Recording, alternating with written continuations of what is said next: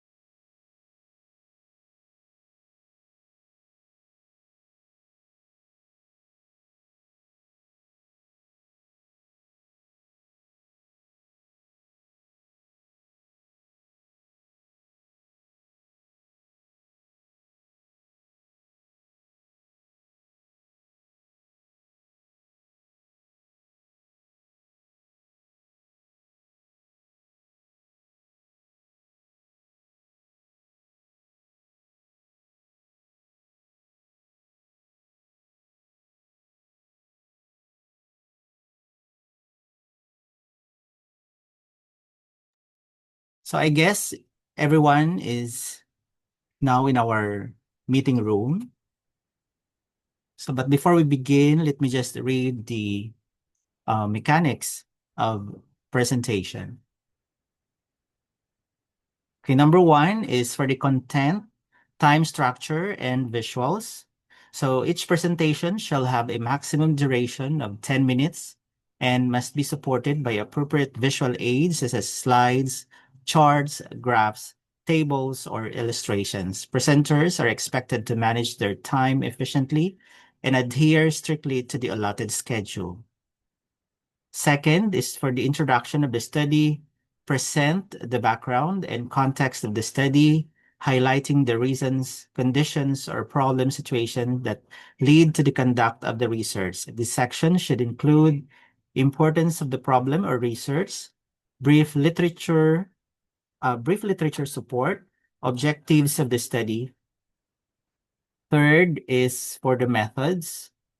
Describe the research design and methodology employed, including key procedures and data sources. Ethical clearance should be mentioned if applicable. Fourth is results and discussion. Present the key findings in relation to the research objectives. Use visuals where appropriate and limit tables or figures to essential summaries. Explanations should focus on significant results and their interpretation. Five is conclusion and recommendations.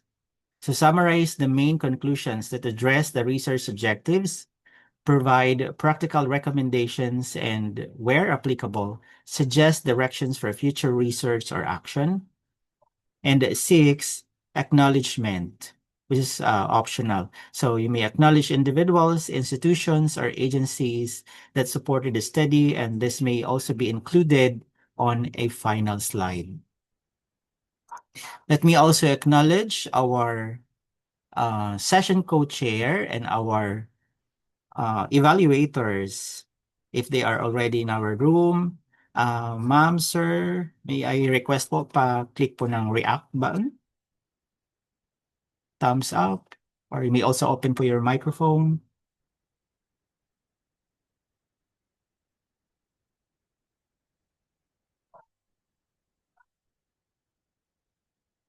Okay, so we have here our session chairs and evaluators. So for the session chairs, we have Dr. Serene Santiago Jr. Dr. Santiago is an associate professor for and campus research coordinator of Cavite State University, Silang Campus. He is actively involved in research management, academic development, and extension initiatives with strong interest in educational research and institutional innovation. We have also session co-chair, Dr. Marisa L. Demarucot. Dr. Demarucot is an associate professor 3 at the Laguna State Polytechnic University, Santa Cruz campus, and a program coordinator of the BS in Entrepreneurship. He is or she is an active in research and extension with 3 registered utility models and 2 community-based extension projects. She previously served as Dean of the College of Business, Management, and Accountancy and as Director of the Calabarzon Food Solution Hub for 3 years. Then for our evaluators, one, we have Sir Daniel B. Ambrosio. Mr. Ambrosio is the General Education Chair of Our Lady of Perpetual Succor College. He is currently pursuing his PhD and has an extensive experience in academic leadership and program evaluation. And our second evaluator is Sir Martin Barbarona. Mr. Barbarona is an instructor at Cavite State University and is currently pursuing a PhD in management. His academic interests include management studies and applied research in higher education. Okay, so that's it for our mechanics and our session chair and co-chairs. So may we now proceed with our cluster one presentations.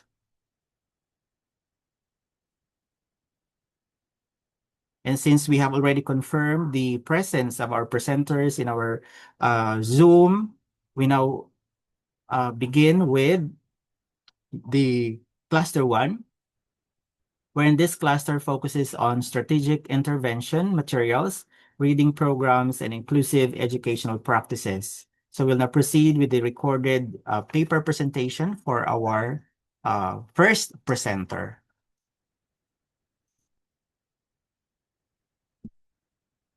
So Dr. Marukot will be assisting me with the presentation of the video of Miss Ira Joy G. Abayon with her research paper titled Development and Acceptability of Strategic Intervention Material, SIM, in Bread and Pastry Production.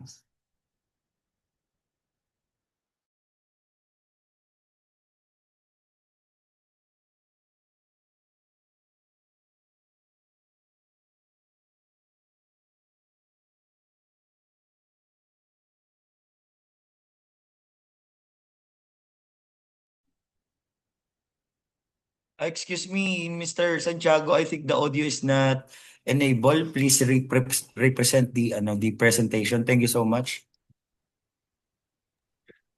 Thank you, Doc.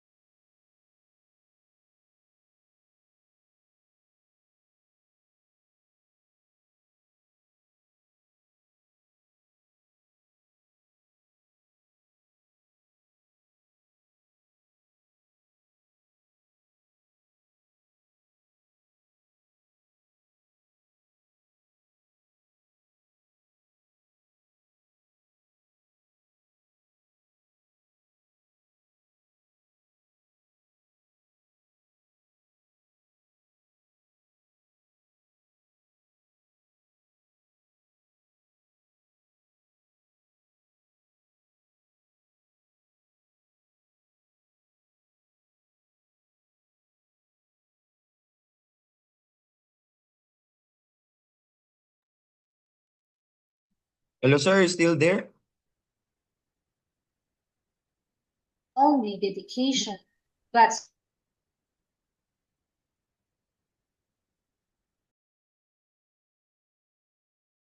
Just for a while po, Doc, my co-session share is the one presenting the video. I'll try po muna, Doc, on my end. Okay, Doc. Thank you so much po. I'll join the other breakout rooms.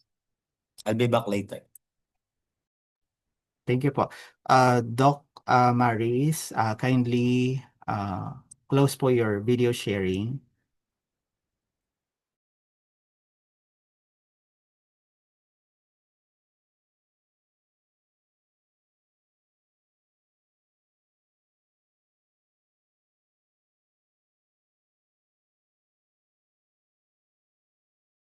distinguished guests, panel of evaluators, co-researchers, ladies and gentlemen, good morning.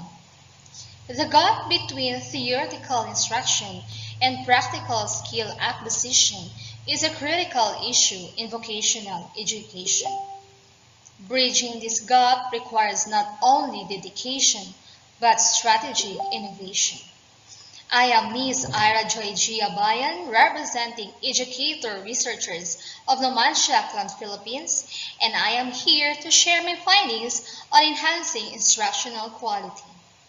The title of my study is Development and Acceptability of Strategic Intervention Material or SIM in Bread and Pastry Production.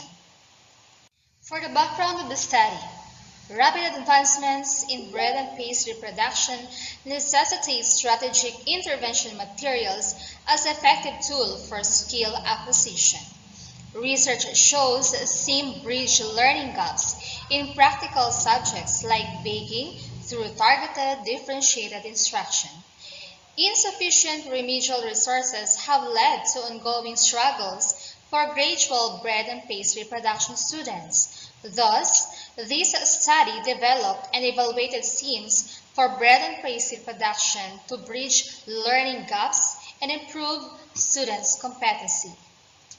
For the objectives, assess the baking skills performance of bread and pastry production students before and after the intervention.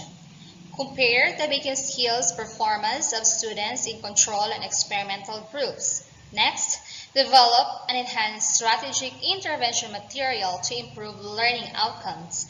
And last, determine the acceptability of SIM in terms of content, design, and usability. Methodology. This quasi-experimental pretest post-test study compared students' outcomes using SIMS versus traditional instruction.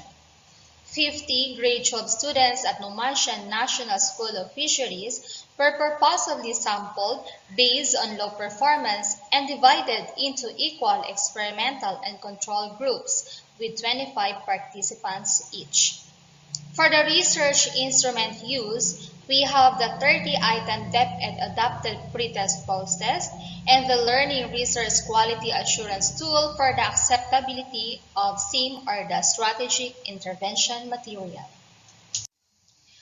We have three phases of data gathering procedure. We have the pre-experimental, the experimental, and the post-experimental. For the pre-experimental, we have orientation, validation, grouping, and pretesting. For the experimental, we have the SIM implementation versus traditional teaching. And the last will be the post-experimental, which is the post-testing, feedback, and analysis. For the result, this table is the level of baking skill performance of bread and pastry production students in the control and experimental groups before intervention. As we have seen here in the table, this table shows that before the intervention, both the control and experimental groups had comparable and average baking skill performance, indicating similar levels of foundational knowledge and skills. The next table shows the level of baking skill performance of bread and pastry production students in the control and experimental groups after the intervention. So these tables indicates that after the intervention, the experimental group achieved significantly higher and very high baking skill performance compared to the control group, demonstrating the effectiveness of strategic intervention material in enhancing students' baking knowledge and skills. Next table is the difference in baking skill performance of bread and pastry production students in the control and experimental groups after intervention. The table shows a statistically significant difference in post-intervention baking skill performance between the control and experimental groups, with the experimental group achieving a much higher mean score, demonstrating the strategic intervention material are more effective than conventional methods in improving bread and pastry production skills. Next, we have the developed strategic intervention material, which consists of 7 standard components. First, we have the title card, which introduces the lesson. Second is the guide card, which provides learning directions. Next is the activity card, which presents practice tasks. Next is the assessment card, which measures learning outcomes. Fifth, we have the enrichment card, which extends learning. Next, reference card, which lists sources. And the last will be the answer key card, which provides correct responses. For the last table, we have the overall acceptability of strategic intervention materials in terms of its content, the language, layout, and format.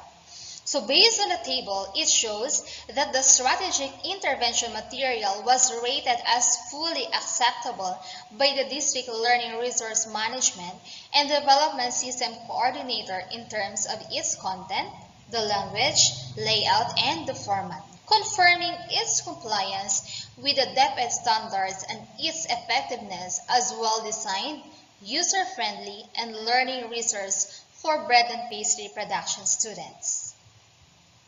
For the conclusions, the study confirmed that the strategic intervention material significantly improved baking skills in bread and pastry production, with the experimental group outperforming the control, validating the value of targeted instructional materials.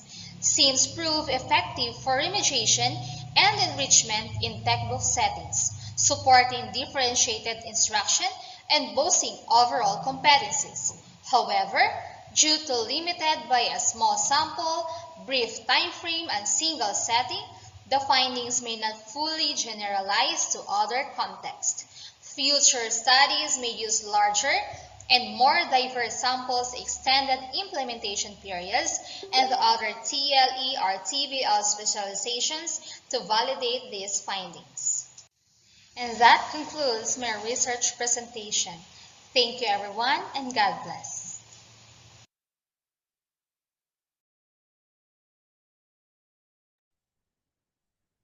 Thank you very much for that presentation, Ms. Ira Joy G. Abayon. So we shall now proceed with the second presenter. So I believe the presenters will be presenting live with their presentations. By the way, our evaluators will be giving their comments, their questions, and clarifications after all the presenters for this cluster are finished with their presentations. So we now have the second presenters, Mr.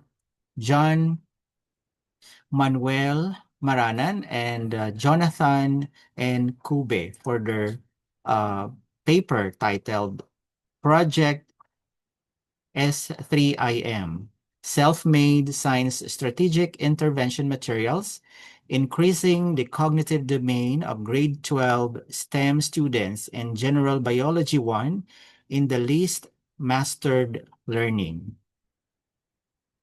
So Mr. Maranan and Mr. Kube, you may now begin with your presentation. The screen is yours.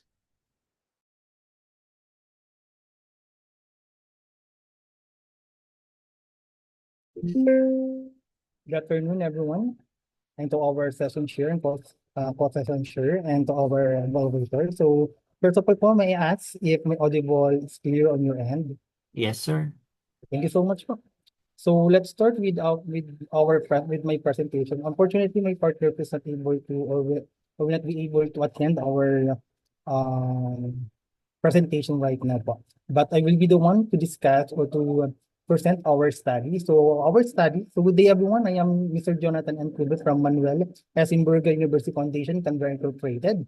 So today, I will be presenting our study entitled Project Theme or the Self-Made Science Strategic Intervention Materials, Increasing the Cognitive Domain of Grade 12 STEM Students in General Biology 1 in the least mastered learning competencies. So the study focuses on addressing learning gaps in biology through a teacher-designed strategic intervention material. For the introduction, science education in the Philippines continues to face challenges, particularly in students' retention of concepts and their ability to explain scientific ideas. In General Biology 1, many learners struggle with abstract topics, resulting in what we call least mastered learning competencies. Traditional teaching strategies sometimes fail to meet the diverse needs of our learners. In response to this concern, this project theme was developed as a self-made instructional material designed by educators to help bridge learning gaps and promote deeper understanding through active student engagement. For the research objectives of this study aimed to achieve several objectives. First, it sought to identify the least mastered learning competencies in General Biology 1 as perceived by teachers. Second, it evaluated the effectiveness of Project Theme in terms of content, objectives, language, presentation, and usefulness. Third, it assessed the student's cognitive domain level after using the material. It also determined whether there was a significant difference between students' performance before and after the intervention. Lastly, the study gathered qualitative insights from both teachers and students regarding their experiences with Project Dream. And for the research methodology of the study, so the study utilized a convergent mixed method designs.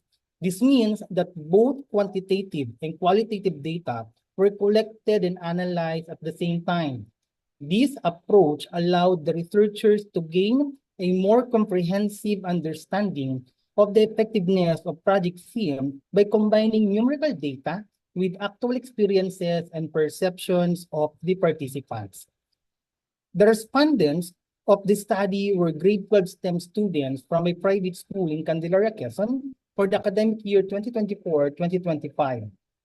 The participants were selected using purposive sampling, focusing specifically on students who did not meet the required learning competencies in General Biology 1. For the research instrument, so the researchers used several instruments for the study. So this included an adapted evaluation rubric used by experts to validate the features of this project theme, a 10-item survey questionnaire, and written interview questions were administered to both students and teachers. And a Likert scale was also used to measure perceptions, self-evaluated impact, and overall effectiveness of the intervention. And for the results of the study, the results revealed a high level of cognitive domain mastery after the implementation of the project theme. In the cell theory, 100% of the students reached the mastered level, and for the cellular transport, 94.70% achieved mastery, and in the cell cycle topic, 63.16% reached the mastered level, while there are 31.58% were adequately mastered. These findings indicate a substantial improvement in students' understanding of the previously difficult topics. And for the significant differences in the performance of the students, so the researchers used a paired sample t-test to compare the pre-test and post-test scores of the students. The results showed that all computed p-values were 0.00, which is lower than the 0.05 level of significance. Therefore, the null hypothesis of the study was rejected, confirming that Project SIM resulted in a statistically significant improvement in students' cognitive performance. And from the insights from teachers and students, qualitative findings further supported the effectiveness of Project SIM. Students reported that the material helped simplify complex topics and enhance their critical thinking skills. Most participants gave high effectiveness ratings and recommended the intervention for other struggling learners. Teachers also noted that the intervention promoted a positive learning environment and made it easier to monitor student progress through real-time feedback. And for the conclusion, so the project seemed proved to be a highly effective instructional tool in addressing learning gaps in general biology 1. The study identified major difficulties in cell theory, the cell cycle, and transport mechanism among grade 12 STEM students. And both teachers and students perceive the intervention as engaging, interactive, and effective. And most importantly, the results showed significant improvement in mastery and cognitive performance, confirming the positive impact of Project SIM on student learning. And for the last one, the implication of the study, so the study implies that adopting proactive study habits and using SIM as a supplementary tool can lead to sustained mastery of difficult science concepts. Educators are encouraged to integrate differentiated instruction and multimodal strategies like the SIM into both regular and remedial sessions to support diverse learning styles. And also, there is a need for the institutionalization of Project SIM supported by administrative resources and capacity building programs for teachers to develop their own materials. And for the last one, the success of this model implies it could be adapted for other subjects or learning domains. It can be an affective or psychomotor domain to further investigate its long-term impact on scientific literacy. And that's all po. Thank you so much. I am once again Third Jonathan Cube from Inverga University, Candelaria. Thank you for your paper presentation, Sir Ube. We shall now proceed with the third presentation. Doc, excuse me po. Yes Can po. I present po my research live kahit po nagpasa na po ako ng pre-recorded po? Okay po, okay po. Okay po. So for the next presentation po, I call in Miss Catherine H. Pagpaliwangan for her paper titled Makapasa, Makabagong Kagamitan sa Pagpapabasa ng Salaysay, a Strategic Reading Intervention Plan to meet matatag curriculum demands. You may now start, ma'am.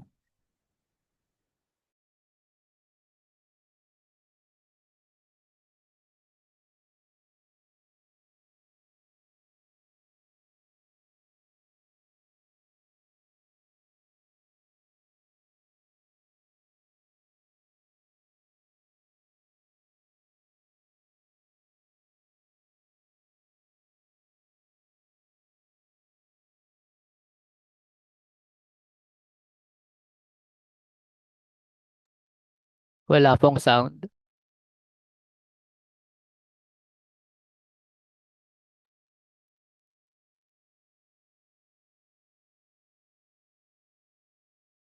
Po.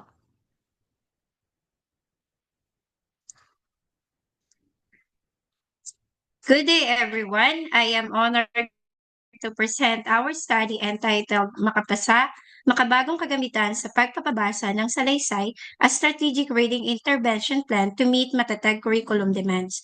I am Catherine H. Pagkaliwangan from Caysayon National High School, Alfonso, Cavite, Philippines.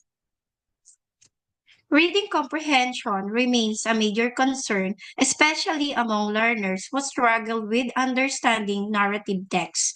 With the implementation of the matatag curriculum, there is a growing need for innovative and technology-based reading interventions that address learners' diverse needs. This study was conducted to determine the effectiveness of Makapasa, a strategic and digitized reading intervention program. Specifically, this research aims to determine the pretest and post-test scores of students who will undergo the strategic reading intervention plan, examine whether there is a significant difference between these scores, and identify the challenges encountered in implementing the intervention in the school. This study employed an experimental research design and was conducted during the first semester of school year 2024-2025 at Kaisuyu National High School.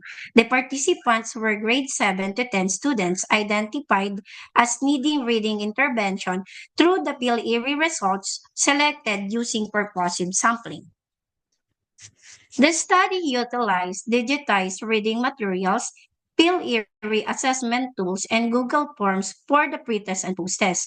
Weekly reading sessions were conducted using digital materials, and the collected data were analyzed using the mean and pretest and the t-test.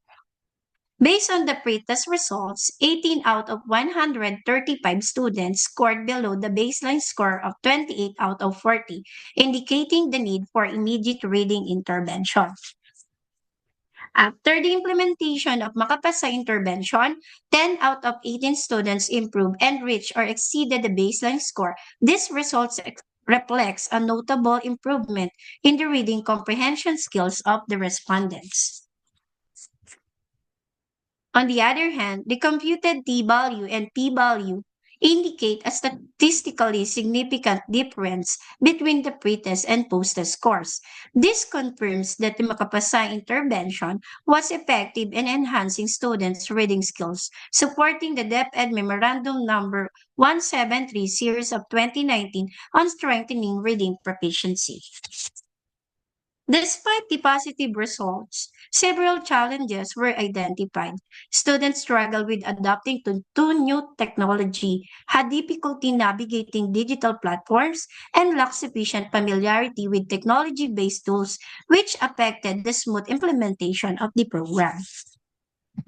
In conclusion, out of 135 students, 18 required reading intervention, and after the implementation of Makapasa, 10 students successfully reached the baseline score, showing significant improvement. However, challenges related to digital literacy emphasize the need for better technological support.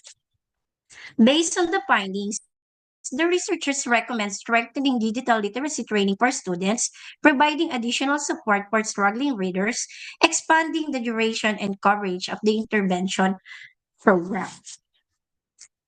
The study highlights also that digital reading intervention can significantly improve comprehension skills. There is a strong need to align reading programs with the Matatag curriculum goals while ensuring adequate preparation in digital skills. Thank you for your time and attention. Maraming salamat. Thank you very much for your presentation, Ma'am Catherine. Okay, so we shall now proceed with our fourth presenter for the cluster one. May now call Miss Mary Rose Cabreros, sorry, with her paper titled I Hear, College Level English Readiness Remediation Program for Deaf and Hard of Hearing Students. You may now start po. Good afternoon, sir. Am I audible po? Yes po. Yes, thank you very much. I'll be sharing my screen.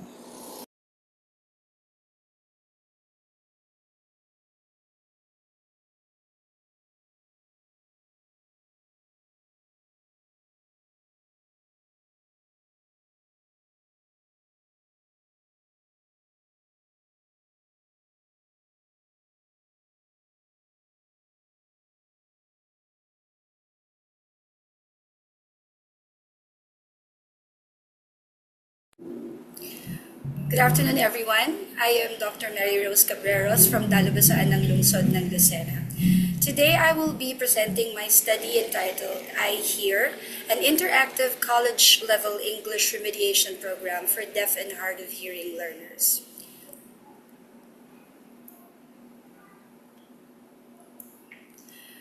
Deafness for deaf children experience sensorial disabilities, which, when coupled with possible language deprivation, often result in language delays.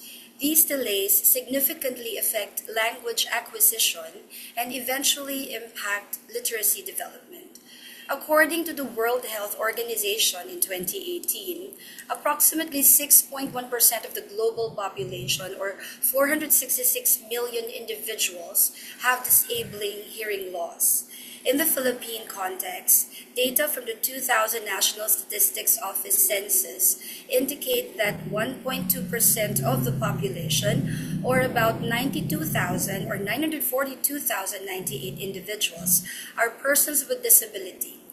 Of these, 4.7%, or about 44,725 individuals, are classified as hard of hearing, representing those who are deaf, partially deaf, or with limited hearing ability. It is important to emphasize, however, that deafness itself is not a deviation in linguistic development. Research consistently shows that challenges in academic performance, reading competence, vocabulary development, and language comprehension stem largely from lack of early and sustained language exposure rather than deafness alone. Similar to hearing children, factors such as socioeconomic status, language enrichment at home, and early exposure of language play a crucial role in language development among deaf learners. Anchored on this premise, the study aimed to design and develop a college-level English remediation program called I Hear.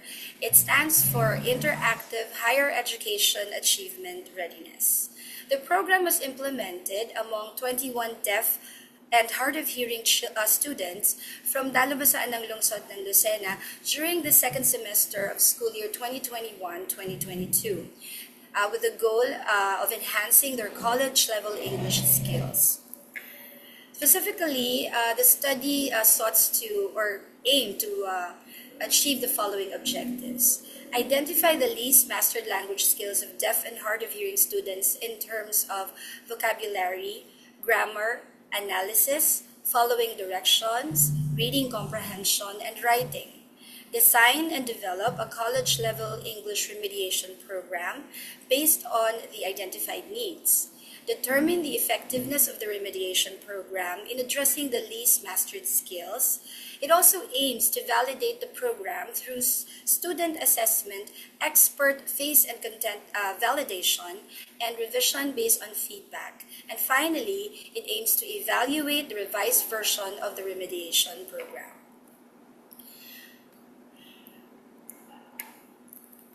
So the study employed a descriptive developmental research design. Data were gathered using an English proficiency pre-test and post-test to identify the least mastered skills and to measure the impact of the remediation program. For the instructional design, I used the ADDIE model, and then to determine whether there were significant differences between pre-test and post-test scores, a paired t-test was used for data analysis. Results revealed that the remediation program significantly addressed grammar and cause and effect skills under analysis. Although, as you can see in the tables, the differences between the pre-test and post-test scores were minimal. In terms of program validation, face and content validation were conducted by experts in the fields of language instruction, program development, and deaf pedagogy. The initial evaluation rated the program as acceptable across the dimensions of adequacy, appropriateness, coherence, and usefulness. The program was likewise evaluated by the deaf and hard of hearing participants using an evaluation checklist focusing on content and construct validity. Findings indicated that the program was acceptable and valid from the learner's perspective. Following an iterative revision process, the program was improved based on expert recommendations and re-evaluation using the same instrument. The revised version was rated very much acceptable, affirming the program's enhanced validity and usability. The following were the conclusions of the study. The areas that were defined or found out as least mastered were in the areas of grammar, reading comprehension, analysis, and writing. As far as the design and development of the remediation program, the iHear program is delivered or was delivered through through an online modality. The overall design concept of which is a website that will accept deaf and hard of hearing students. This is a web system that resembles some functionality of a learning management system, but with added capabilities that cater to the needs of the deaf and hard of hearing students. As far as the effectiveness of the remediation program, the post-test revealed that the remediation program effectively addressed grammar and cause and effect skills under analysis. The differences between the pre-test and post-test scores, however minimal, indicates promising initial gains. As far as the experts and users' validation of the remediation program, the initial evaluation showed that it was rated acceptable in the domains of adequacy, appropriateness, coherence, and usefulness. The deaf and hard of hearing participants also evaluated the program through a content and construct validity, and the program was rated acceptable and valid by its users. And finally, following an iterative revision process, the program was again rated enhanced. It was enhanced on the basis of experts' feedback and evaluated the program again using the same instrument. The improved version was rated very much acceptable, confirming the validity and usability of the improved remediation program. Given the limited of local studies addressing the language needs of deaf and hard of hearing learners at the college level, this study, I believe, contributes meaningful insights to the field of deaf pedagogy and inclusive higher education. More importantly, initiatives such as iHear have the potential to improve literacy outcomes and educational access, ultimately contributing to better academic and life opportunities for deaf and hard of hearing learners. Thank you very much for listening to my presentation. God bless everyone. Thank you very much, Dr. Cabreros. So our cluster one presenters are now done with their presentation. So we will now proceed with the comments, suggestions, or clarifications from our evaluators. So first, we would hear first Mr. Daniel Ambrosio, and then followed by Mr. Martin Barbarona. Sirs? Yes, sir. Good afternoon. Good afternoon, everyone po. I'm Mr. Ambrosio from Marikina City. My comment or question lang po ako kay sino ba to? Si Miss Mary, Dr. Cabreros.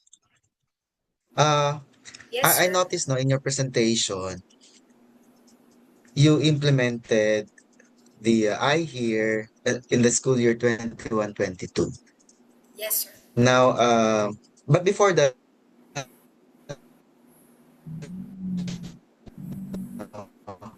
bago pala yan, why did you come up with the I pro? Again, sir?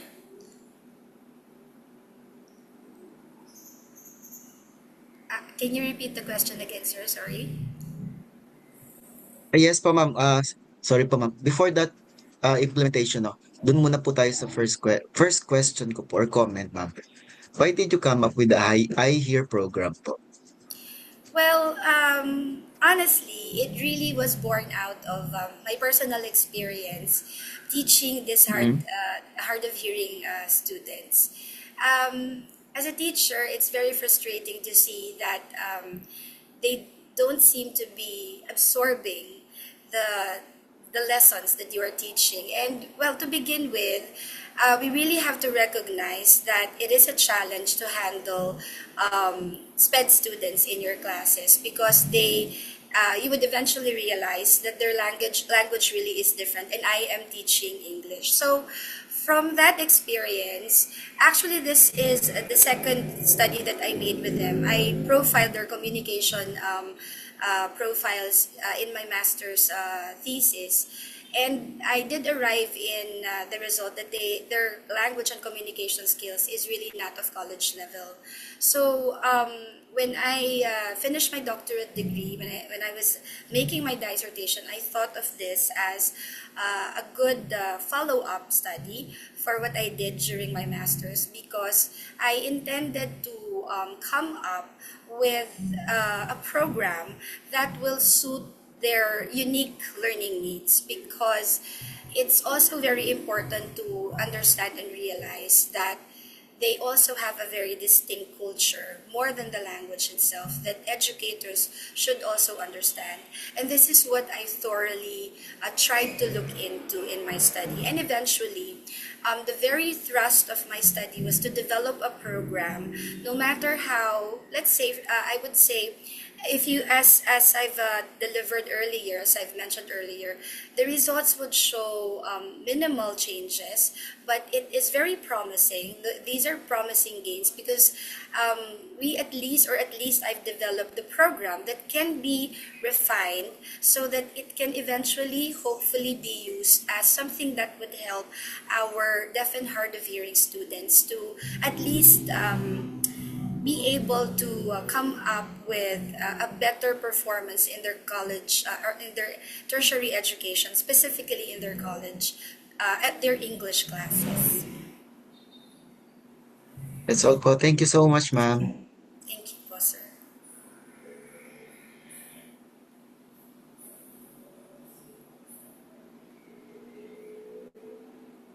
Okay, any more questions or clarifications from our second evaluator?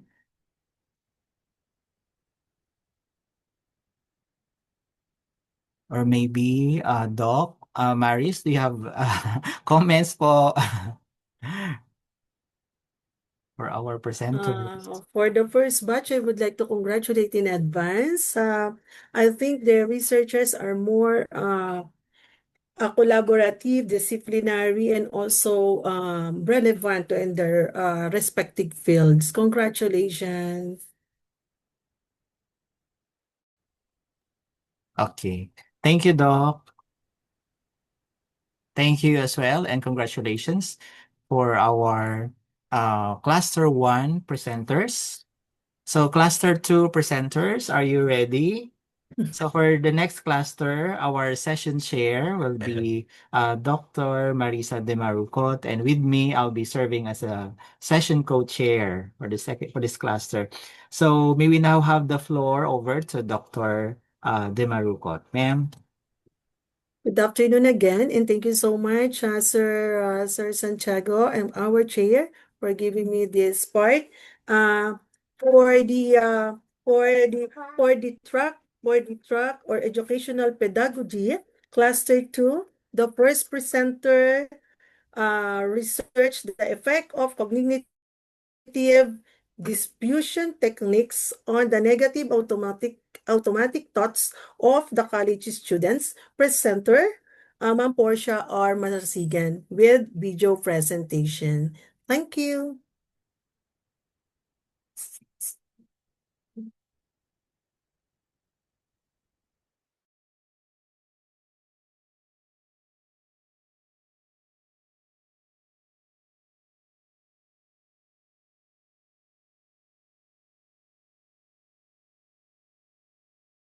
Good day, everyone.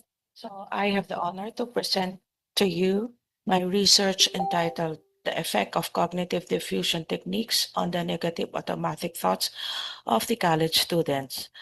I am Portia R. Marasigan, a professor from the Laguna State Polytechnic University. So let's begin with the rationale of the study. So there are people who, after the unpleasant incidents have long been gone, would have a hard time bouncing back and would be stuck to that feeling. And that eventually, if it's left unchecked, this negative thought pattern worsen and cause depression and anxiety. So these conscious or subconscious ideas that arise uncontrollably in the reaction to ordinary occurrences are known as negative automatic thoughts. These are self-defeating, illogical ideas that reveals a person's negative basic views about themselves. So phrases like "I'm so stupid," "I'm always messing things up," "no one wants to be with me," these are examples of negative automatic thoughts, and sadly, a lot of students hold these kinds of negative thoughts. These get embedded in their minds as a result of the hurtful things people say to them and the bullying that many of them have to put up with. And according to cognitive behavioral therapy, all people have a lot of negative automatic thoughts because people have brains. Even when a negative idea isn't useful, they find themselves caught on it for whatever reason. This is this is referred to as cognitive fusion, which refers to the entanglement of thoughts with one's identity, where individuals become overly attached to and dominated by their thoughts, hindering psychological flexibility.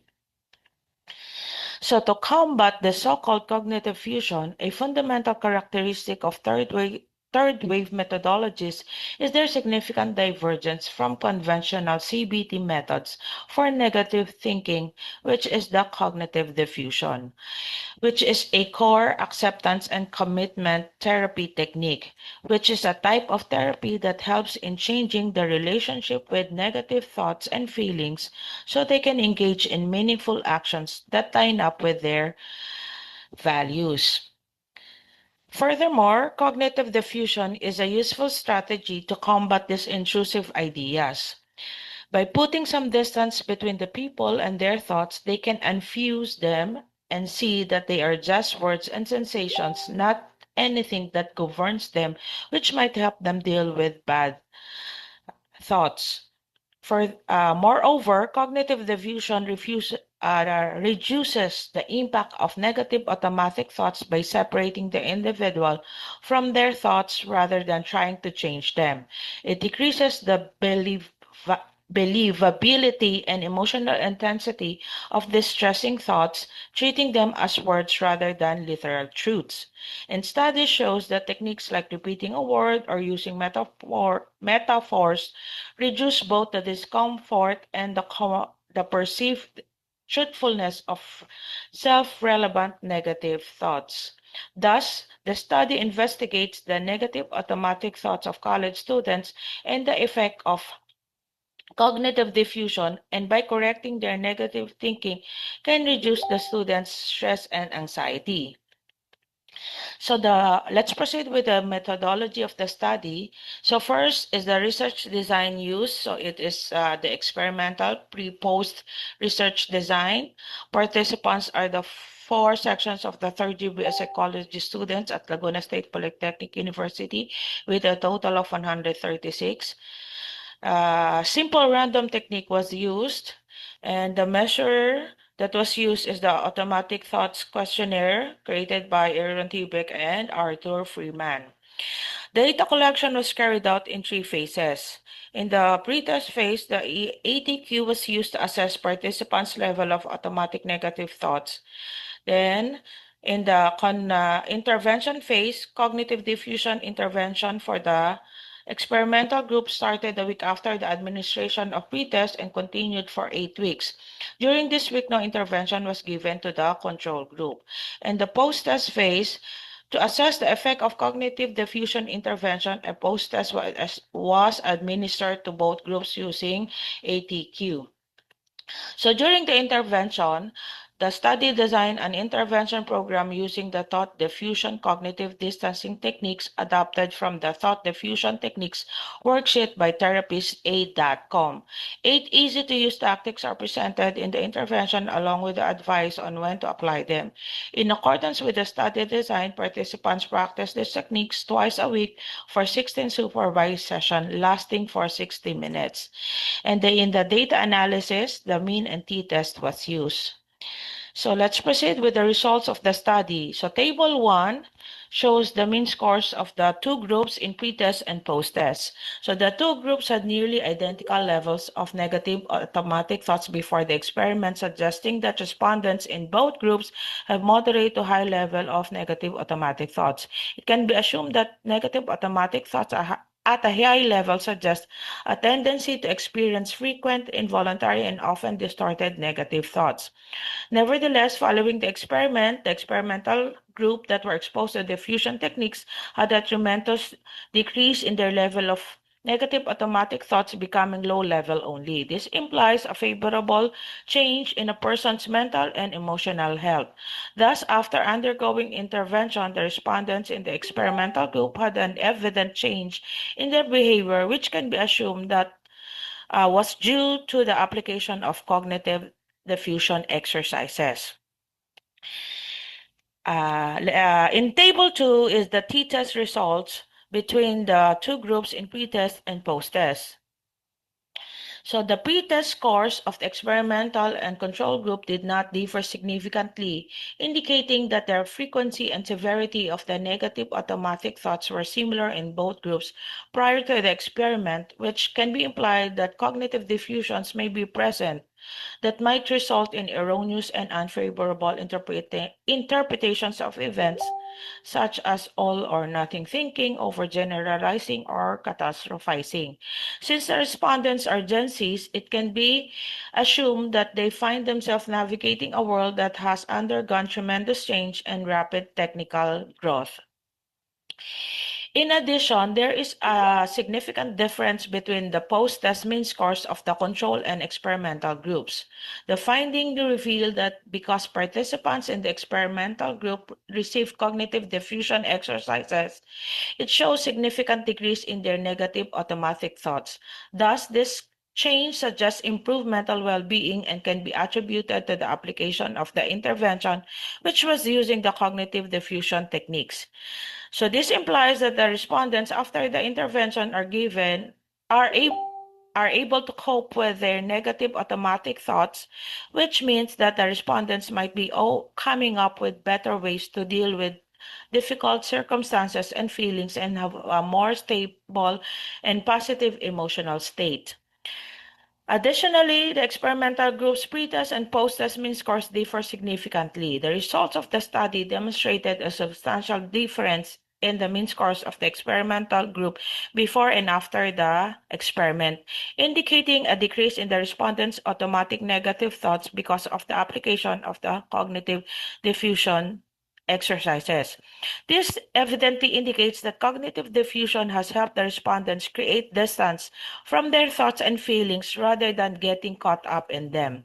The skills they have learned during the sessions have worked by shifting attention from the content of thoughts to the process of thinking, loosening the hold of thoughts over them. Thus, by not taking thoughts so literally, individuals can experience less intense emotional responses. And finally, for the conclusion, the findings show that although the means of the two groups post-test scores differed significantly, the means of any group's pre-test scores did not differ significantly. Further, there was a significant difference in the mean scores before and after the test between the groups that got cognitive diffusion treatments and those that did not. Lastly, college students can effectively manage their negative automatic thoughts by employing cognitive diffusion exercises. It is crucial to take the current study's limitation into account when evaluating these findings. The small sample size makes it difficult to draw conclusions on how the intervention reduced the frequency, severity, and duration of negative automatic thoughts. thoughts. Consequently, this research recommends the use of other techniques of cognitive diffusion and implement structured training, compare between techniques of this strategy as well as with other ACT in the reduction of psychological problems, develop preventive mental health programs, and use longitudinal designs and conduct in larger and diverse samples. Thank you, and thank you for listening. And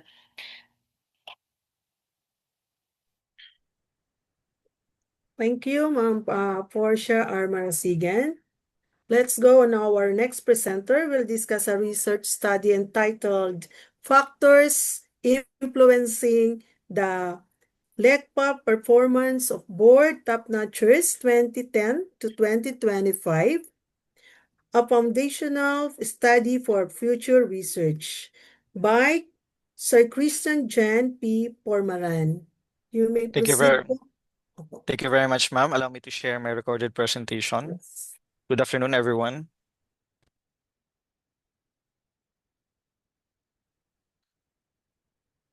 Good day, esteemed panelists. I am Christian John P. Formaran, the Dean of the College of Business and Management at the Kalayan Educational Foundation, Incorporated.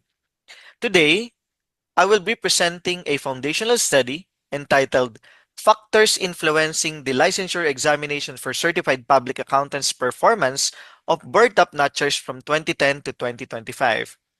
This research was designed not to propose a single formula for success, but to examine a wide range of factors that may statistically relate to licensure performance, particularly among top-notchers, so that the future studies and institutions may build more targeted, evidence-based strategies.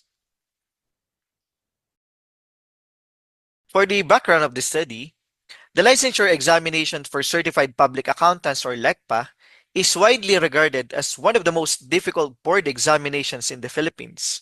Historically, passing rates range between about 38 to 48% from 2010 to 2012. However, in more recent years, these rates have declined significantly, reaching figures as low as 14.32% in 2019 and again in 2021. These trends highlight not only the rigor of the examination, but also the increasing pressure placed on the accounting programs, review systems, and examinees themselves. This brings us to the core question, why study the factors influencing the LECPA performance? By examining these factors, we can begin to identify the characteristics, conditions, and practices that appear to give examinees a measurable edge. And equally important, identify the red flags that may hinder performance.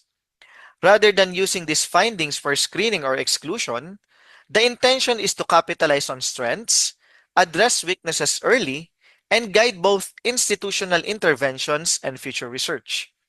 Importantly, this study does not claim causation, but provides a statistical groundwork upon which causal models may later be tested. For the methodology of the study, this study employed a mixed methods research design. The respondents consisted of 153 LECPA takers, which consisted of 33 board top-notchers, 60 passers, and 60 10-passers drawn from examinations between 2010 and 2025 or 2010 to 2025. Data were gathered using multiple questionnaires administered in phases to reduce respondents' fatigue, alongside focus group discussions with selected top-notchers. Quantitative data were analyzed using frequency and percentage distributions, as well as the non-parametric comparative and correlational statistics due to non-normal data distribution. Qualitative data were analyzed through decision tree-guided content analysis to refine recommendations. For the results of discussion, let's take a look at the personal factors. So several factors showed significant associations with the licensure examination for CPA performance. For the personality results, revealed that the higher conscientiousness and emotional stability were positively associated with the LECPA ratings, while the higher extroversion and neuroticism were negatively associated. In practical terms, examinees who were more disciplined, reserved, and emotionally regulated tended to perform better. Specific traits such as being reliable, calm under pressure, and global oriented were consistently associated with higher scores, whereas distractibility, frequent anxiety, and strong orientation toward arts and leisure were linked with lower ratings.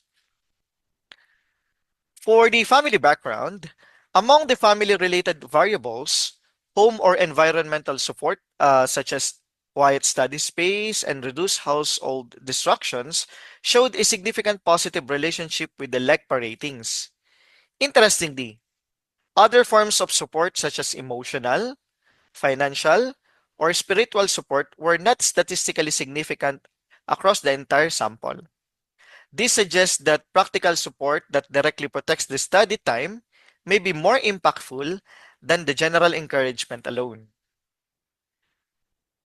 For the discipline and learning patterns, no single learning style, visual, auditory, reading, or kinesthetic, emerge as superior. However, reflective practices such as reviewing mistakes after mock examinations were positively associated with performance. Practice tests and mock exams also showed strong positive relationships. Conversely, heavy reliance on tools like Pomodoro techniques, flashcards, planners, and productivity apps showed negative associations. This suggests that overstructuring may reflect compensatory behavior among struggling examinees rather than effective mastery. For the personal lifestyle and wellness, lifestyle variables revealed clear patterns. Examinees who maintained consistent sleep schedules, balanced study, and leisure, and controlled social media use tended to achieve higher LECPA ratings. Social media distraction, in particular, showed one of the strongest negative association with performance. This reinforces the idea that cognitive endurance and emotional regulation, rather than extreme deprivation, support sustained licensure preparation. For the academic factors, academic foundations emerge as one of the strongest predictors of performance. Higher undergraduate GPAs, academic awards, and participation in academic competitions, especially quiz bees and case-based contests, were strongly associated with the higher LECPA ratings. These activities likely simulate the board level pressure and develop analytical speed, resilience, and confidence, skills that transfer directly to licensure examinations. For the institutional factors, institutional support also mattered. Respondents were perceived their curriculum as aligned with the LECPA content, experienced strong faculty mentoring, and had access to review partnerships or in-house programs tended to perform better. While success is possible, regardless of school, a strong undergraduate foundation clearly provides an advantage. For the micro habits and career orientation, certain micro habits such as aesthetic note taking, color coding, or ritualized study cues were negatively associated with performance. However, in contrast, career orientation showed a powerful effect. Examinees who entered the review period with a goal not just to pass, but to top the board consistently achieved the higher ratings. Ambition appeared to shape behavior, pacing, and depth of preparation. For the psychological factors strongly differentiated top performers. Higher anxiety, burnout, emotional withdrawal, and avoidance-based coping were associated with lower ratings. However, examinees who managed stress through structured sleep and restorative breaks performed better. The key difference was not in the absence of obstacles, but the ability to regulate emotions and recover effectively. For the conclusions and recommendations, in conclusion, topping the licensure examination for certified public accountant is not driven by a single strategy. Rather, it emerges from the interaction of strong academic foundations, mastery-focused discipline, emotional resilience, and supportive environments. For future LECPA takers, the findings suggest early participation in competitions, discipline through execution rather than rigid compliance, controlled distractions, mastery first facing, and aspirational goal setting. For institutions, low-cost academic competition pathways and targeted support for at-risk students are recommended. For future researchers, For future researchers, replication with larger samples and advanced statistical models such as structural equation modeling is encouraged. Yeah. So thank you very much for your time and attention. I welcome your questions and insights. Thank you so much, Sir Christian. We'll go on our third presenter for Cluster 2, the study entitled Multiple and Emotional Intelligence and Its Influence to Growth Mindset Among Selected Senior High School of Laguna, Basis for Self-Awareness and Regulation Program by Ma'am Rowena A. Reyes. Good You may afternoon. proceed, ma'am. Let me share my screen first.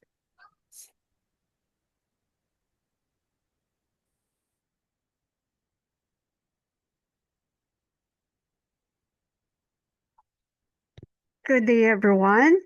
I am Dr. Rowena A. Reyes, together with my co-authors, Dr. Sahagun, Dr. Camilon, Mrs. Manalo, and Ms. Cordes.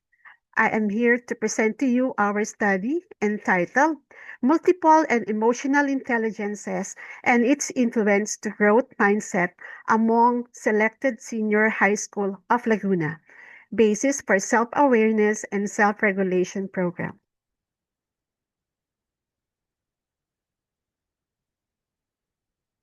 Intelligence can be defined as a general mental ability for reasoning, problem solving, and learning, and may vary widely across people and may additionally develop with time. By adapting lectures, classroom layouts, and homework assignments to each student's multiple intelligences, teachers may employ multiple intelligences in the classroom for the advantage of their students.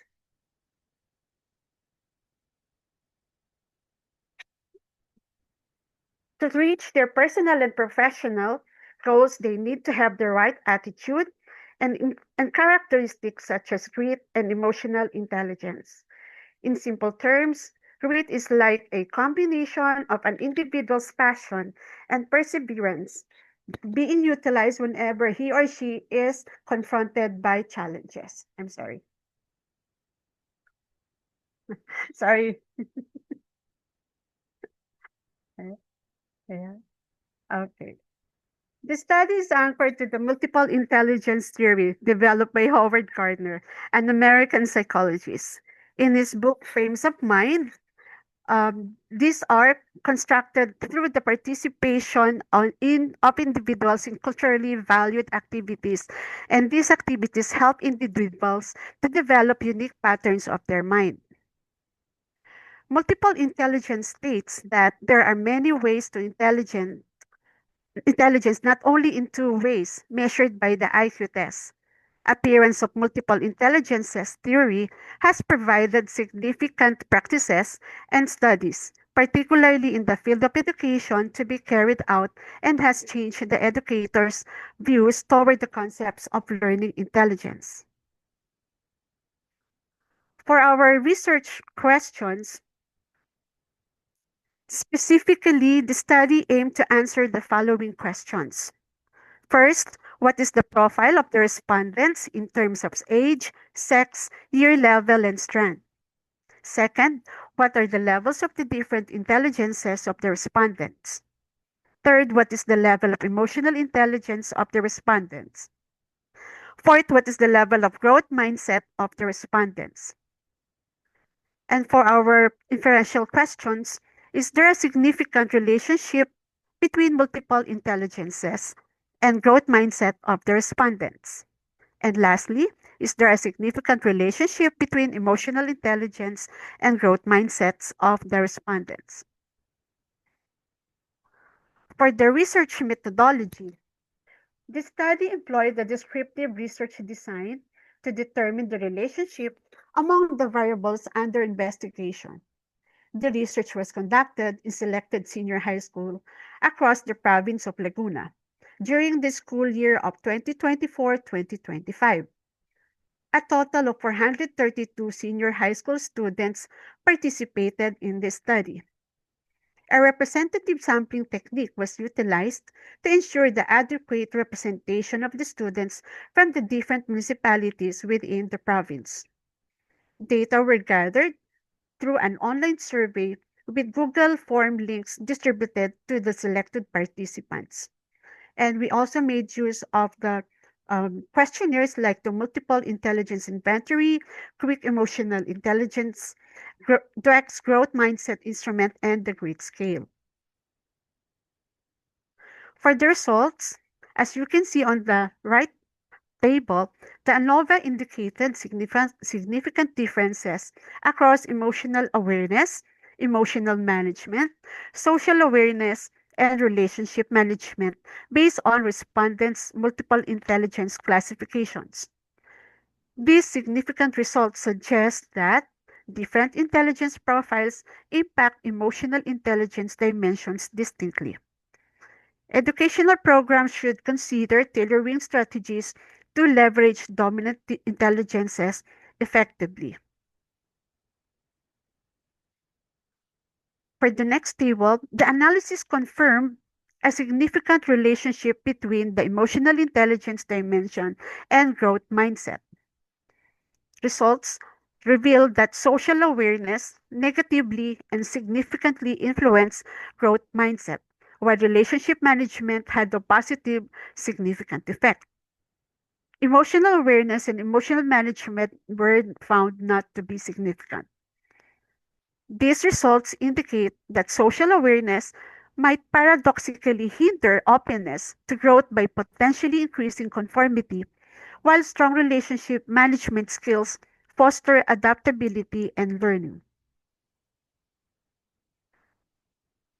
For our conclusion, the majority of respondents exhibited adequate emotional management skills. Educational focus should reinforce these competencies and specifically target the lower performing areas as indicated in EMO2, EMO4, and EOM6 indicators to bolster overall emotional management. Overall, emotional intelligence among respondents appears moderately effective but could significantly benefit from targeted interventions, especially in emotional awareness to strengthen their foundational emotional intelligence skills. The post hoc analysis on growth mindset also indicated interpersonal, bodily kinesthetic, and linguistic intelligences held higher growth mindset scores. Educational strategies leveraging these intelligences could effectively enhance the students' adaptive learning attitudes. And lastly, the results indicate that social awareness might paradoxically hinder openness to growth by potentially increasing conformity, while strong relationship management skills foster adaptability and learning. These are our references that we made use. Thank you so much for listening.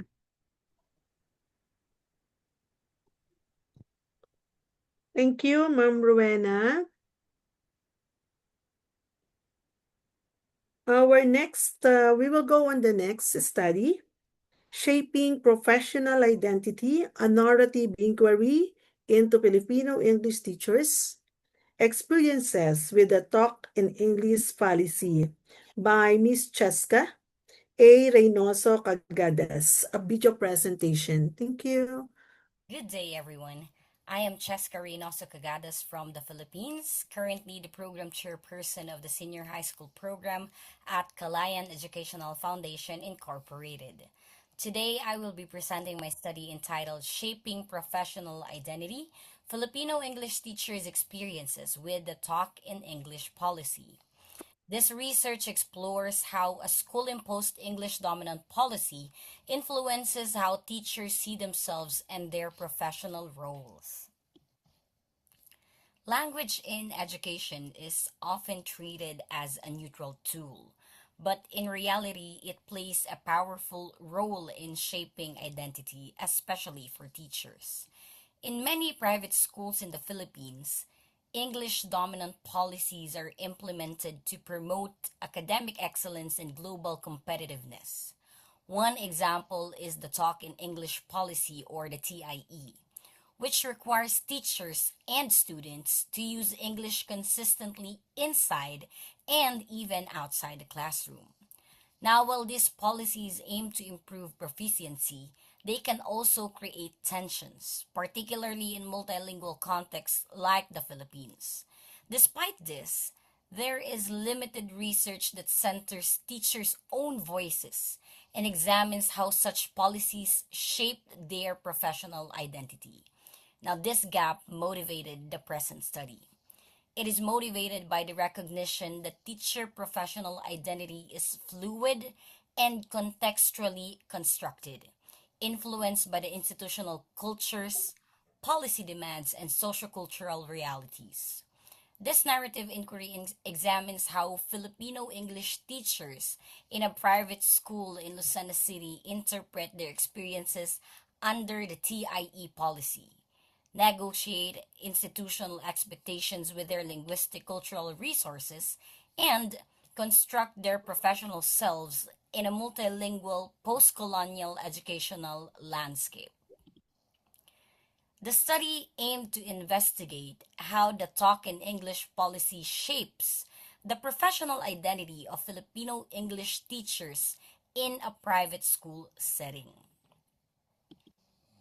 This study used a qualitative narrative inquiry design, which allowed teachers to share and reflect on their lived experiences.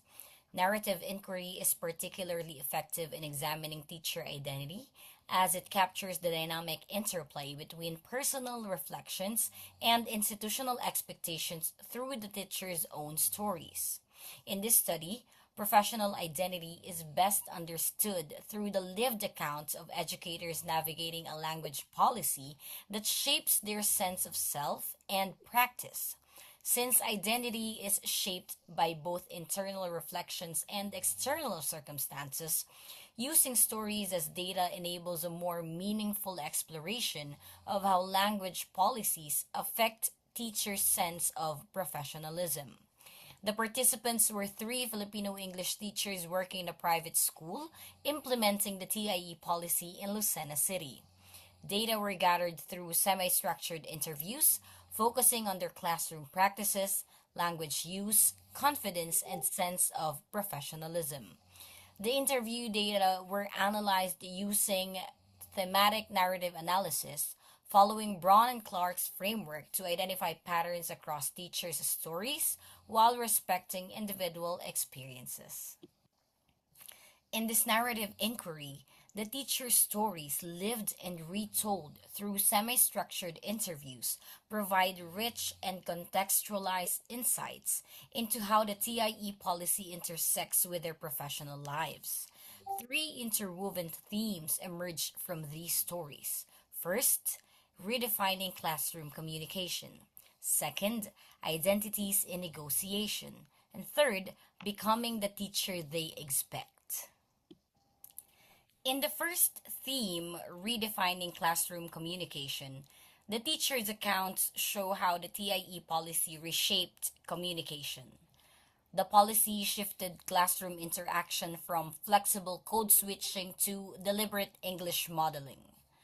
Teachers became more conscious of their role as language models, though inconsistent enforcement across departments created challenges. From this theme, two sub-themes emerged. Sub-theme 1.1 is adapting classroom practices. In the Philippines, where people often mix languages, this teacher's method helps bridge the gap between strict rules and everyday language habits. It also shows the emotional work teachers do, which shows balancing support with the need to follow school expectations. In subtheme 1.2, which is extending English beyond the classroom, the teacher's stories carry the policy's influence into everyday spaces. This turns everyday moments into learning opportunities. In Philippine private schools where English is linked to better opportunities, the practice of the teacher supports the school's image. At the same time, it raises questions about balance. Does constant English use help learning, or does it make every conversation feel like a lesson? The second theme that emerged from the narratives is identities in negotiation. The teacher stories reveal a dynamic negotiation. The policy's English requirement met with their Filipino linguistic and cultural selves. This process produced tensions, hybrid acceptance, and resilient markers of identity. Teachers continuously negotiated between institutional expectations of English only communication and their Filipino linguistic and cultural identities. Rather than losing their identity, teachers developed hybrid professional identities, English using, yet culturally Filipino. The third theme is becoming the teacher they expect. Over time, the policy contributed to increased confidence, authority, and professional recognition. English came to be associated with professionalism, credibility, and alignment with institutional ideals. From this, two subthemes emerge, whereas subtheme 3.1 is building confidence and growth. The teacher's path from doubt to freedom shows how repeated practice under the policy builds real confidence. Early worries about grammar fade, leaving them able to speak naturally, and this change likely inspires students too. Subtheme 3.2 is projecting professionalism and authority. The teacher feels that English makes her seem smarter and more in charge. It gains respect from others and lifts the school's image. In schools focus on status, English acts as a tool for authority. These interwoven narratives show the TIE policy's dual role. It constrains flexibility while enabling growth, negotiation, and becoming in a Philippine private school context. The teacher stories do more than document lived experiences. They also invite reflection on how language policies co construct professional identities in multilingual settings. Overall, the Talk in English policy reshaped both classroom practices and teachers' professional identities. The implementation of the TIE policy redefined classroom communication by shifting from flexible code switching to deliberate modeling of English. Teachers adjusted their practices to ensure consistent use of language in both formal lessons and informal interactions. Though uneven enforcement across departments created gaps that place heavier responsibility on English teachers. The policy also positioned teachers in active negotiations of identity. It did not erase Filipino cultural identity, but it reshaped it into hybrid forms that combined English proficiency with local expression.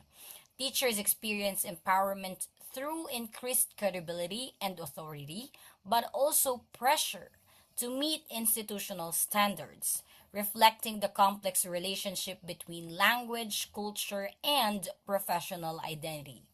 Finally, The policy influenced professional development by reinforcing confidence, authority, and institutional prestige through consistent English use.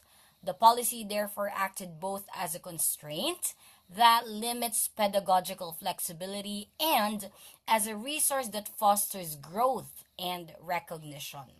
However, the study is limited by its small sample size and single school context, so the findings are not meant to be generalized. Despite that, the study highlights important implications. Language policies should be designed with attention to teachers' multilingual realities and identity work. Schools may benefit from more inclusive approaches that recognize multilingualism not as a problem, but as a professional resource. This study shows that language policies do more than regulate classroom talk.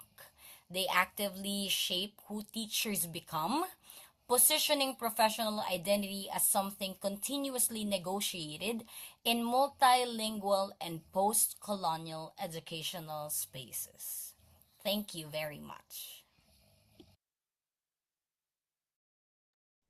Thank you so much, Ma'am. Ma'am Cheska. I think this is the last one on this cluster. They study research entitled Pre-Internship Program Effectiveness and its Impact on Clinical Internship Outcome. Presenter, Delcy Flores Hader. Can you please present your presentation, ma'am? Good afternoon, ma'am. Thank you po.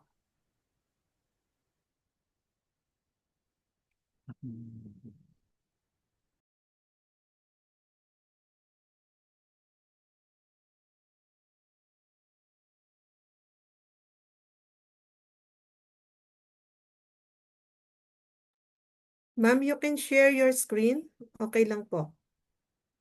You may start po.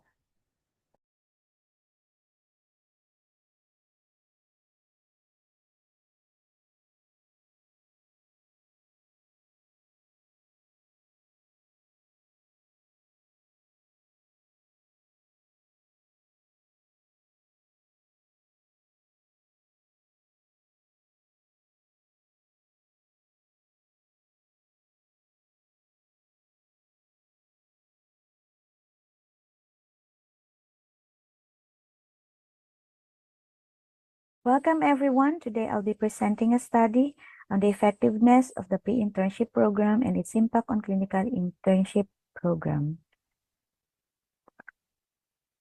This slide introduces the context and rationale behind this study.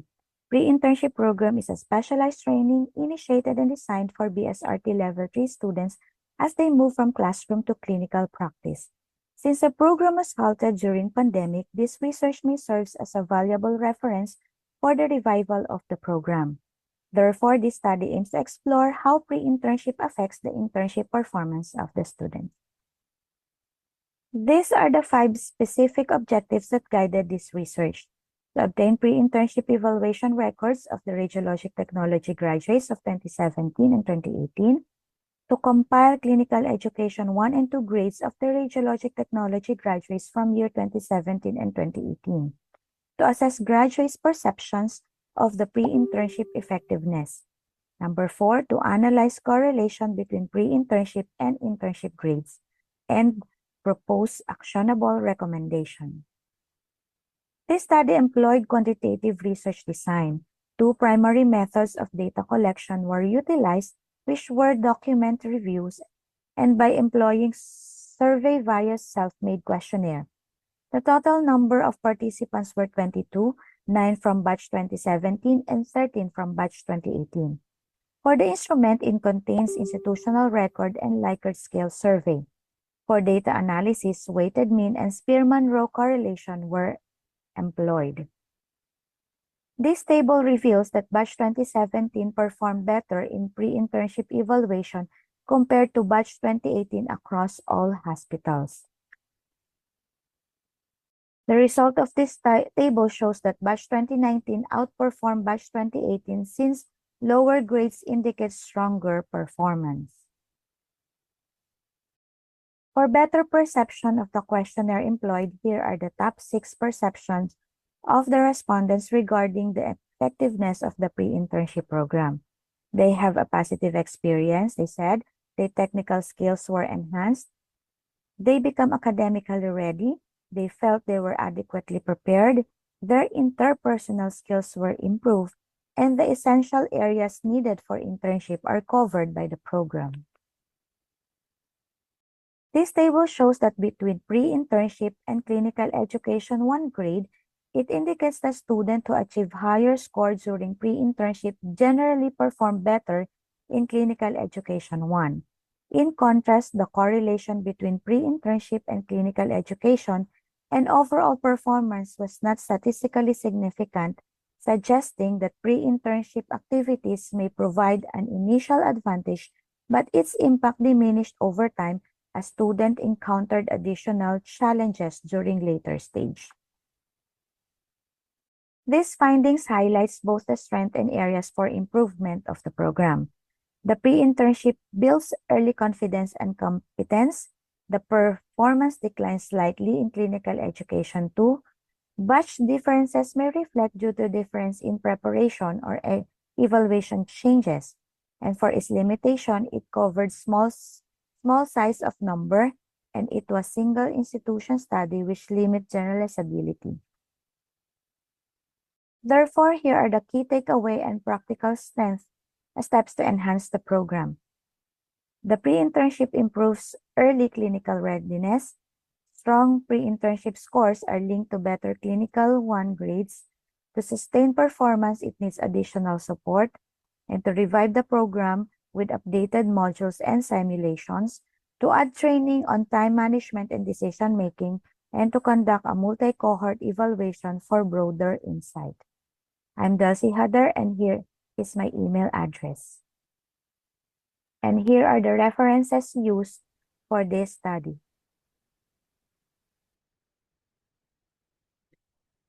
Thank you, Ma'am Delcy. Thank you and have a nice day. Once again, thank you po, Ma'am Delcy. We will proceed. Again, congratulations again for the cluster 2, but we will proceed to the open forum. Gonna have the opinion, comments, or recommendations po by our panel of evaluators. We have Sir Daniel and Sir Martin. Sir Daniel. Hi, hello ma'am. Good afternoon po. Magandang hapon. Uh, among all the among all the research presented, no, I was caught by the attention on Miss Cagadas. Kasi the study is quite qualitative, no. Is she here po? Is she here po ba? Good afternoon, yes po. Hello Ma'am Cagadas. Good afternoon po. Good afternoon po. Ayan po, ano lang po ito, in your inquiry, ma'am, did you find that the talk in English policy or the what's this? The talk in English policy empowers Filipino teachers as professionals, or does it act as linguistic straitjacket that prevents them from being their authentic selves in the classroom and in the school? Um, as per the findings po in our study, the findings suggest that the TIE policy that was implemented in the school where we gathered the data is both empowering yet constraining. So it's both at the same time. It constrains Mm-hmm. the pedagogical flexibility because teachers are required to use the English language all the time to all the subjects that apply inside and outside the classroom by limiting multilingual strategies. But at the same time, it also empowers teachers by strengthening their confidence, their professional authority, and alignment with institutional expectations. So I would say it's both strengthening and both limiting in some context. Thank you po, ma'am. That's all po, Miss Marisa po. Salamat. Po. Thank you po, Sir Daniel. Sir Santiago, do you have any comments or what? Okay, so congratulations, presenters for cluster two. I just have clarification for kay Ma'am Delcy. Ayun. Ma'am Delcy, I just have a clarification. Yes, po. I just noticed the data that you've gathered are from the data from the year 2017 to 2018 po, ma'am. Can you enlighten us Yes, po. why did you use the data from 2017 and 2018?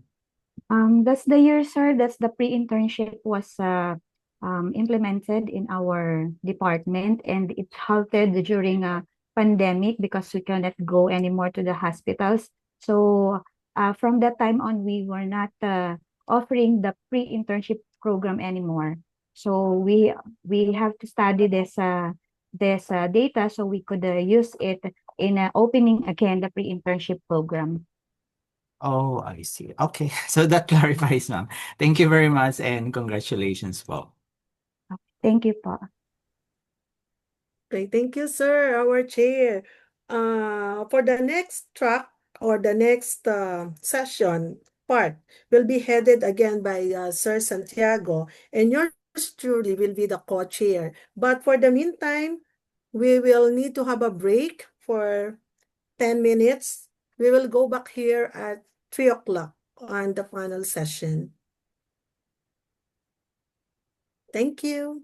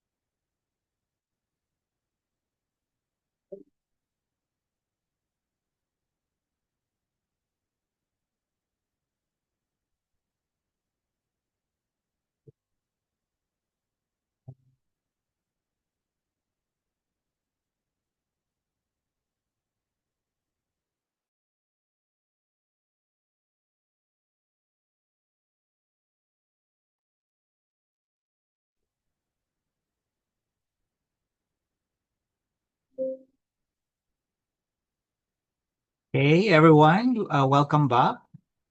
We hope you had a refreshing break. Now, before we proceed, may we kindly ask everyone to check in with us to make sure that we are still alive. I mean, we're all, yes, out and awake and definitely not robots. Please click any reaction buttons on your screen, a thumbs up, a clap, or a heart will do. Okay, thank you very much. It's great to see everyone's back and engaged. Now, we'll proceed with cluster 3.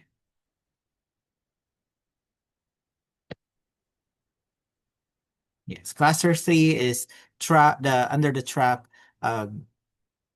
business, hospitality, and health management. So, this cluster features studies on disaster preparedness, healthcare, employment, sustainability, and technology systems. We'll proceed with the paper presentations. So first one on this track would be the paper title is Household Disaster Awareness and Preparedness in Liliu, Laguna, Philippines. Basis for Disaster Preparedness Community Training, to be presented by Mary Rose Valenzuela. I'll be presenting her video presentation.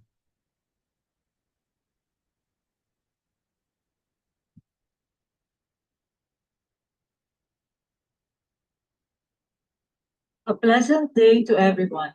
I am Marie-Rose Valenzuela from the Laguna State Polytechnic University, Philippines, and I am going to present my study entitled Household Disaster Awareness and Preparedness in Lilo, Laguna, Philippines, Basis for Disaster Preparedness Community Training. Due to its geographical location, the Philippines is considered a disaster-prone area. Situated along the border of major tectonic plates and at the heart of a typhoon belt, its islands are regularly affected by typhoons, earthquakes, volcanic eruptions, and droughts. The Philippines also ranks among the top 3 countries in the world for population exposure and vulnerability to hazards. Liliu, a fourth-class municipality in Laguna Province, is located at the foot of Mount Banahaw, which is classified by the Philippine Institute of Volcanology and Seismology as an active volcano. Mud flows were recorded in 1843 and 1909. On October 14, 2020, about 33 families were evacuated and one was found dead after the town was submerged in raging floods due to the overflow of the neighboring river. It is also a town not spared from earthquakes. Valentino et al. 2018, in their study on the perception of disaster resilience and preparedness in the Philippines, found that although Filipinos are interested in training for preparedness, most respondents had not previously participated in any training. In addition, when asked about their planning for specific disasters, only 33% of Filipinos said that their families have a specific disaster management plan. The author believes that being prepared for any disaster is crucial and should be practiced at the household level to control or at least minimize the damage it could cause. As one saying stated, prevention is better than cure.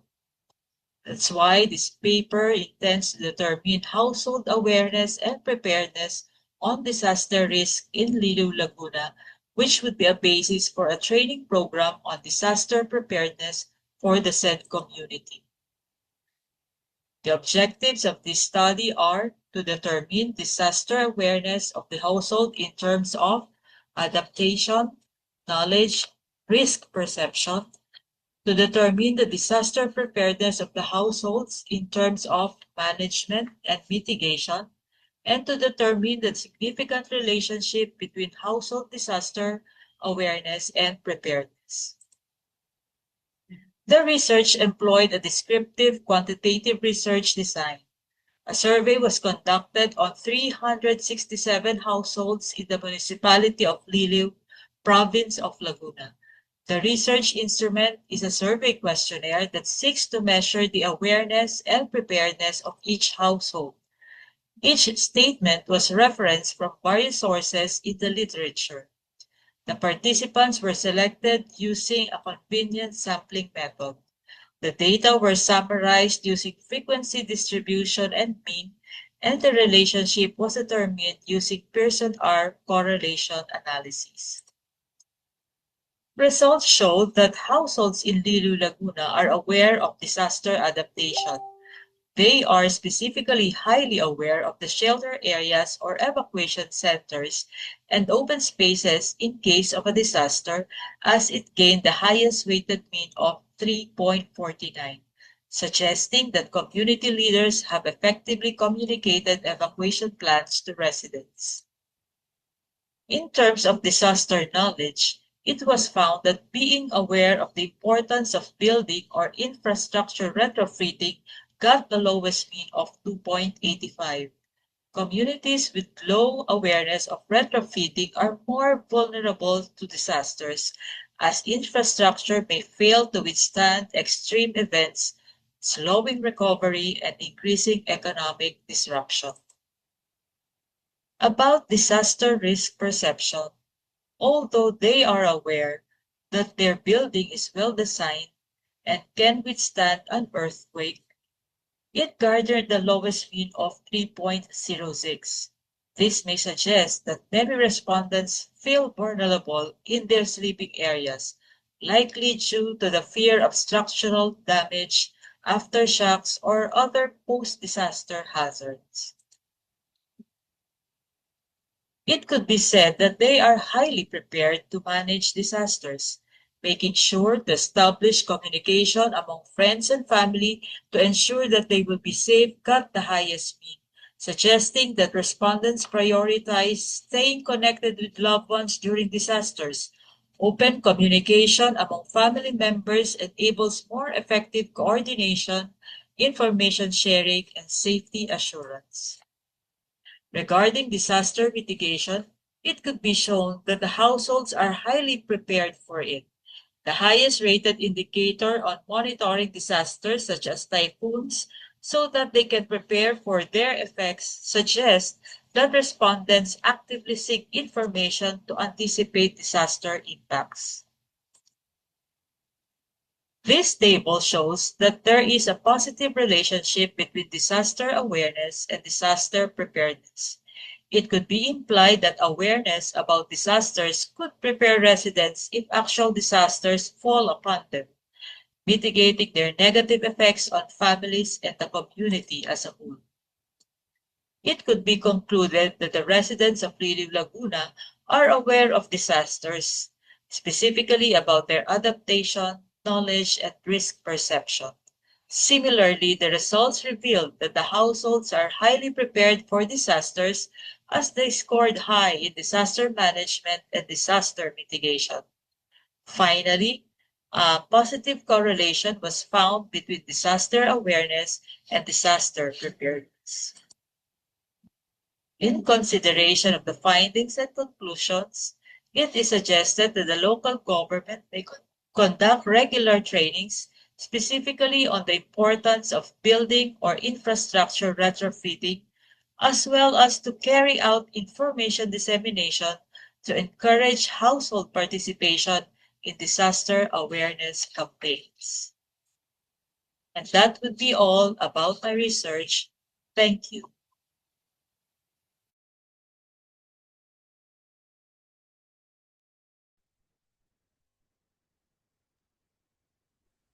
Thank you very much for your presentation, Dr. Mary Rose Valenzuela.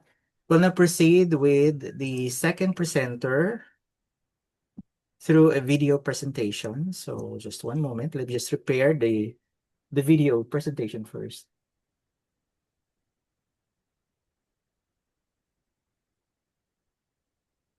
Okay, so the next presenter will be Mr. William Christopher Salazar. The paper is titled Bridging the Gap: Factors Strengthening Human Resources for Achieving Universal Healthcare Among Medical Technologists in Quezon Province.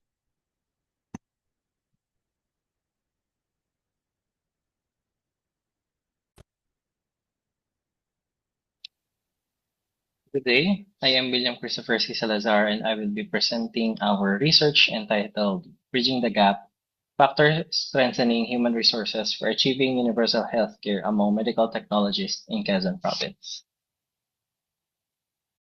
So for the introduction, this research is made as to address the priority areas or agendas in healthcare system, strengthening toward universal healthcare or the NURA.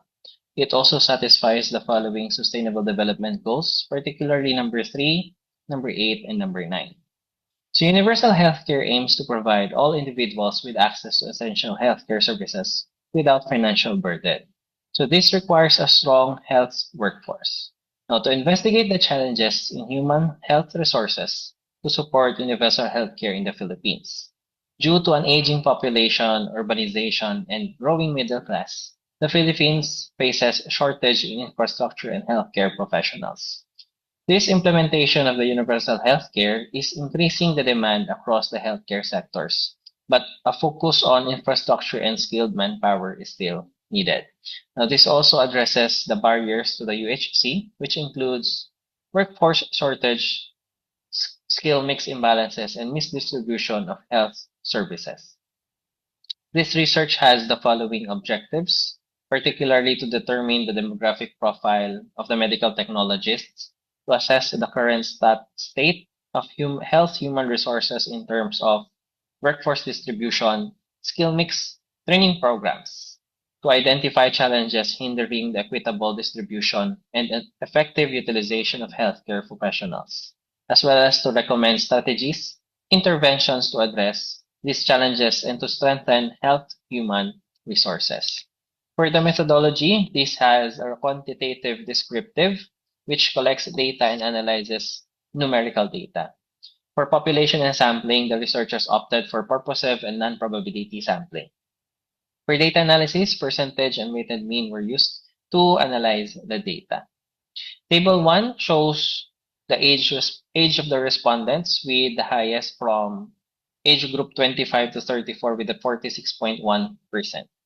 For the sex, majority of the respondents were female. Civil status, most of the respondents were single with a percentage of 60.5. All of the respondents were employed during the time of survey. For the years of experience, majority of the respondents had 0 to 5 years of experience. 63.2% of the respondents were entry level or rank and file. While the work hours allotted by the respondents, majority were around 8 hours per day with a percentage of 82.9. 65% were in private laboratories, while there is 34.2% are working in government laboratories. Okay, so for table number 9, this indicates the general positive perception of work distribution with fair task allocations, clear hiring policies, and appropriate staffing across services. This also contains our answered mechanisms to enhance performance and productivity. However, concerns regarding relatively low wages, suboptimal workload distribution, and work conditions, although incentives such as flexible hours and autonomy exist, overall satisfaction with these incentives still needs improvement. Table 10 indicates general positive perceptions of the institution's skill mix, with strong support for quality care, cost-effective innovations, and new medical interventions. However, respondents noted the need for further improvement in addressing staffing inequalities and cost management, suggesting the skill mix strategy is satisfactory but requires refinement. Table 11 shows general positive perceptions of the institution's training programs, including a clear training strategy, alignment of trainings with sector needs, and well-organized training activities. However, respondents identified research needs assessment as an area for requiring further improvement. Table number 12 highlights major challenges to equitable workforce distribution, including low productivity, unmet staffing ratios, workforce strategies, and complex service contexts. Financial constraints such as financial constraints, weak organizational structures, and slow adaptation to new technologies further contribute to workforce dissatisfaction and instability. Table 13 identifies key challenges to effective workforce utilization, including persistent staffing shortage despite advances in telehealth and mobile technologies, regulatory barriers, patient financial difficulties, and rising healthcare costs further strains care delivery and healthcare revenue. So this is the discussion or the summary of the demographic profile of our respondents as identifying the state of health of the human resources. For the work distribution, it is generally functional, but areas for improvement in compensation and workload balance. For skill mix, it is adequate but uneven across institutions. Training programs are well received but lacking depth in research and innovation modules. The following challenges were identified from the result of this research. So staffing shortages, regulatory inefficiencies, cost management concerns, and barrier in career progression. In conclusion, the data highlights a young and female dominant workforce facing challenges around workload, rank, and equity. While training systems and workforce distribution are generally functional, targeted interventions are needed to enhance retention, improve access, and support the UHC vision in Quezon Province. Bridging these gaps through strategic planning and collaboration will lead to a stronger, more resilient healthcare system. For the recommendations, we have strategic workforce planning using workload indicators of staffing needs, enhancing training programs with a focus on research and leadership, improved compensation and wellness initiatives, strengthened public and private partnership, streamlined credentialing and integration in interagency coordination. So these recommendations are consistent with the WHO's Workforce 2030 framework, which advocates for inclusive governance, equitable access, and investment in health workforce capacity. So these were the references. Thank you for your time.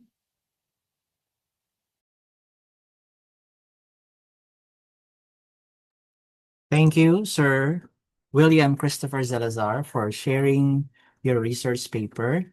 We will now proceed with the next presenter. Please be ready.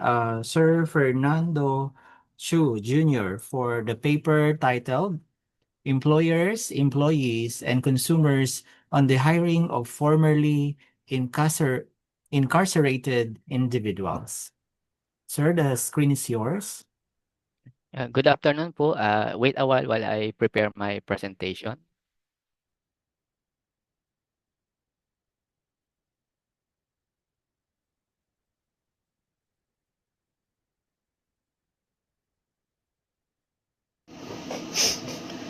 Magandang araw po sa inyong lahat. I am Fernando Chu Jr. from Kalayan Educational Foundation Incorporated, Lucena City. Today, I'll be presenting our study on the perceptions of business owners, employees, and consumers here in Lucena City regarding the hiring of formerly incarcerated persons or FIPs or ex-convicts.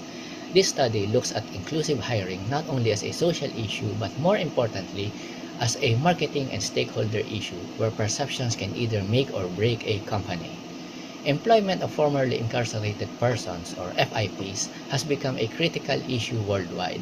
Stable employment is widely considered as one of the most effective ways to reduce recidivism, restore livelihoods, and support reintegration into society. Because of this, many policymakers and organizations frame hiring FIPs as both a moral responsibility and a practical workforce strategy. However, adoption remains uneven, especially across industries and locations.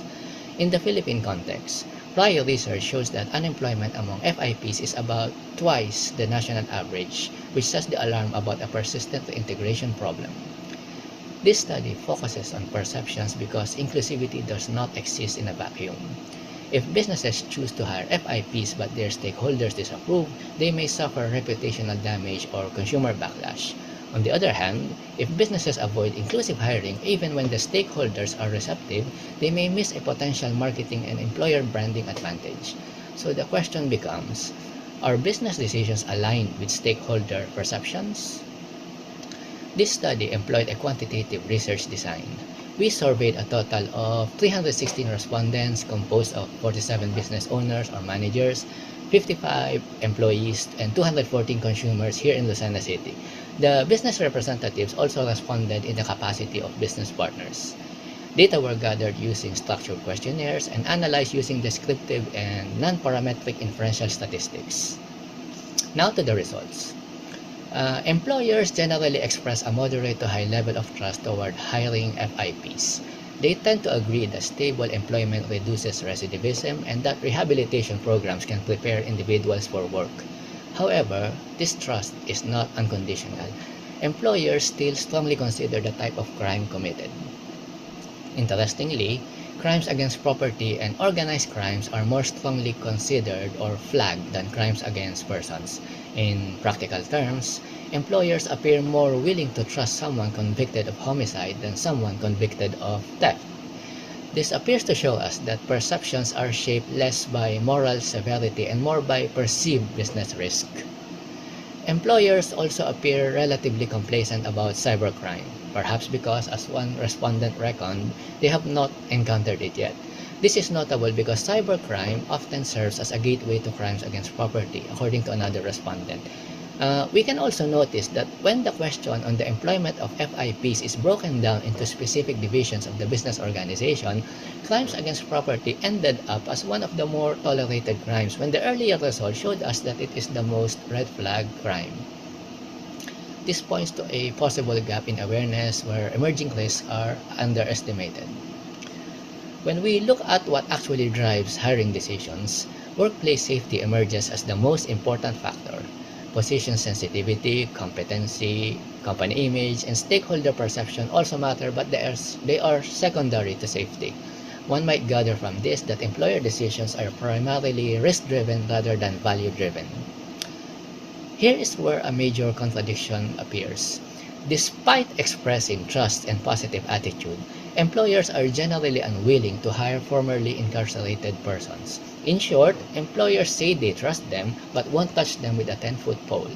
This suggests that support for inclusive hiring for FIPs may be more rhetorical than behavioral. Lip service, I hazard to say. Stakeholders largely mirror employer hesitation. Employees and consumers generally hold unfavorable views toward hiring FIPs in the workplace. Business partners, however, appear slightly more open-minded, likely because their relationships are more transactional. Among employees, older and more educated individuals tend to be more open-minded. Male employees show stronger resistance toward white-collar crimes. This indicates to us that internal workforce composition matters when considering inclusive hiring, at least as far as businesses in Lucena City are concerned. Among consumers, female and older respondents show the strongest resistance to hiring FIPs. This is critical from a marketing perspective because consumer backlash directly affects brand trust and sales, unless businesses here want a repeat of what happened to Victoria's Secret or Jaguar. To wrap things up, employers generally support the idea of hiring FIPs but are not willing to operationalize that support. One can say that hiring ex-convicts is like going to heaven. Everybody has good things to say about heaven, but nobody wants to go there yet, right? Employees, consumers, and business partners largely share this reluctance, which gives employers a rational, market-based reason for hesitation. Inclusive hiring, therefore, cannot be treated as a purely ethical decision. It is a stakeholder-sensitive marketing decision. Perhaps it is wise that firms assess stakeholder pulse and demographics before implementation, align hiring with low-risk roles, prioritize internal readiness, and ensure consistency between inclusive messaging and actual practice. So, how about you? If you were an employer, would you give a formerly incarcerated person one more chance? One more chance. So that's it. Thank you very much for your time and attention. I look forward to your questions. So thank you very much. Okay. Thank you po. Thank you po. Nakiliti kami dun. Thank you very much for your presentation, sir. Thank you po. Fernando Chu Jr. Mhm. Okay, so let's now proceed with our fourth presenter for this cluster, or for this track rather. The paper is titled Exploring the Effectiveness of Green Energy in Lucena City, Basis for Developing Educational Campaign Program, to be presented by Ms. Amelia A. Harapa. Ma'am? Thank you, sir. Good afternoon, everyone. Let me share my screen.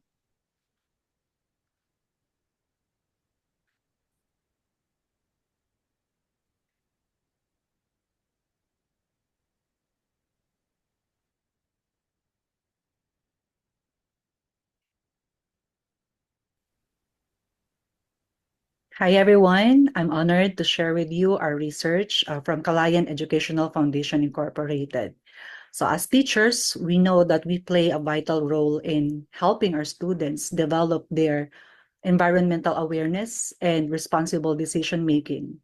Also, this study explores the household experiences with green energy. That's why it's entitled Exploring the Effectiveness of Green Energy in Lucena City, basis for developing an educational campaign program.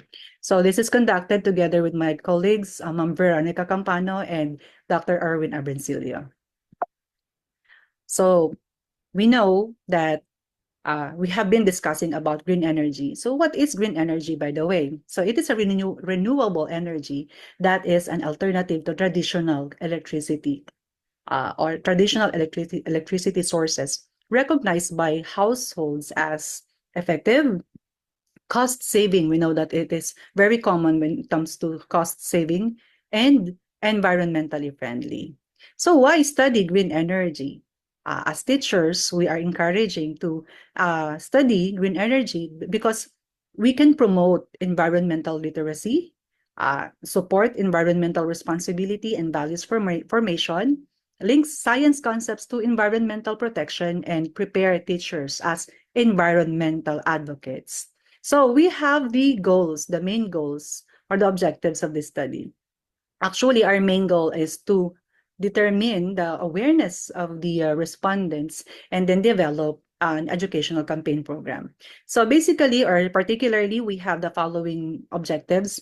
First is determine the demographic profile of the respondents in terms of location or barangay, type of house, whether it's rented or owned, and their house income or household income. And then second is investigate the utilization of green energy at home in terms of level of awareness about green energy, types of green energy they use, and appliances that use renewable energy.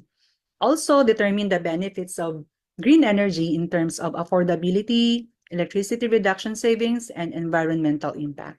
Lastly, that is to develop an effective educational campaign on the effectiveness of green energy in promoting informed decisions and sustainable energy practices. So we have the method we use, or the researchers use quantitative descriptive research design, and then made use of 100 data from 103 household respondents from Barangay Ibabang Dupay and Barangay Mayo Crossing in Lucena City. These two barangays were used because this have the most respondents or households that use green energy. So therefore, the sampling technique is purposive sampling. The instrument used is validated survey questionnaire, which is content validated by experts in the field of science and environment. Also, the descriptive statistics used are frequency, percentage, and weighted mean, with ethical considerations getting in the consent of the respondents. For the results, majority of green energy users were homeowners of Barangay Babang Dupay and Mayo Crossing and are mostly from middle-income households. Also, respondents showed generally high awareness of green energy, but limited knowledge of renewable resources beyond solar energy because most of them simply used solar energy. Then that's it. All respondents are 100% users of solar energy. Mainly, they use it for lighting, and no other forms of green energy were reported. Also, respondents reported noticeable reductions in electricity bills, despite mixed perceptions regarding affordability. But this is generally their perception. And as to the environmental benefits, strong agreement came out that green energy reduces pollution, carbon emissions, and environmental impact. Also, findings revealed knowledge gaps on renewable energy types beyond solar. So also mixed cost perceptions indicated a need for clearer economic understanding. Therefore, this result served as the basis for developing a green energy educational campaign for high school students because we really need to start from the lower year level. This actually is the very brief summary of the proposed green energy educational campaign, which targets the high school students. And basis is the household level findings in Lucena City. That is the result of the study. And the focus areas are types of green energy. So when can they use the other types of green energy, the environmental benefits and the economic benefits of it.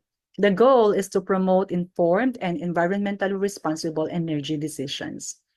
So to conclude, from the findings, green energy, primarily solar in this study, was found to provide clear economic and environmental benefits to households in Lucena City.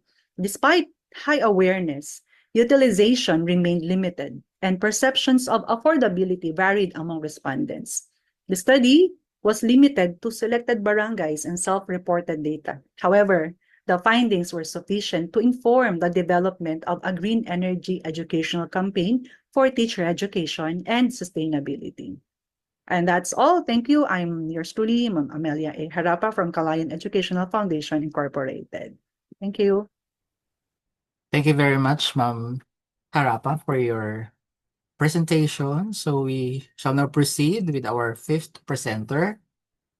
The paper is titled The Role of Primary Healthcare Exposure in Shaping Clinical Competence of Radiologic Technology Interns, to be presented by Ms. Maria Nina Grace Garay. Ma'am? Apologies po. Good afternoon. Good afternoon. Miss Garay is not available because of emergency reasons. So Okay po. please proceed to the next presentation. Thank you. Thank you po. So for the next presenter, we have the paper titled Sentinel Track, a monitoring system in safeguarding semi-expandable property, to be presented by Miss Eloisa Joyce. Eloisa Joyce is Igno. Ma'am? Okay.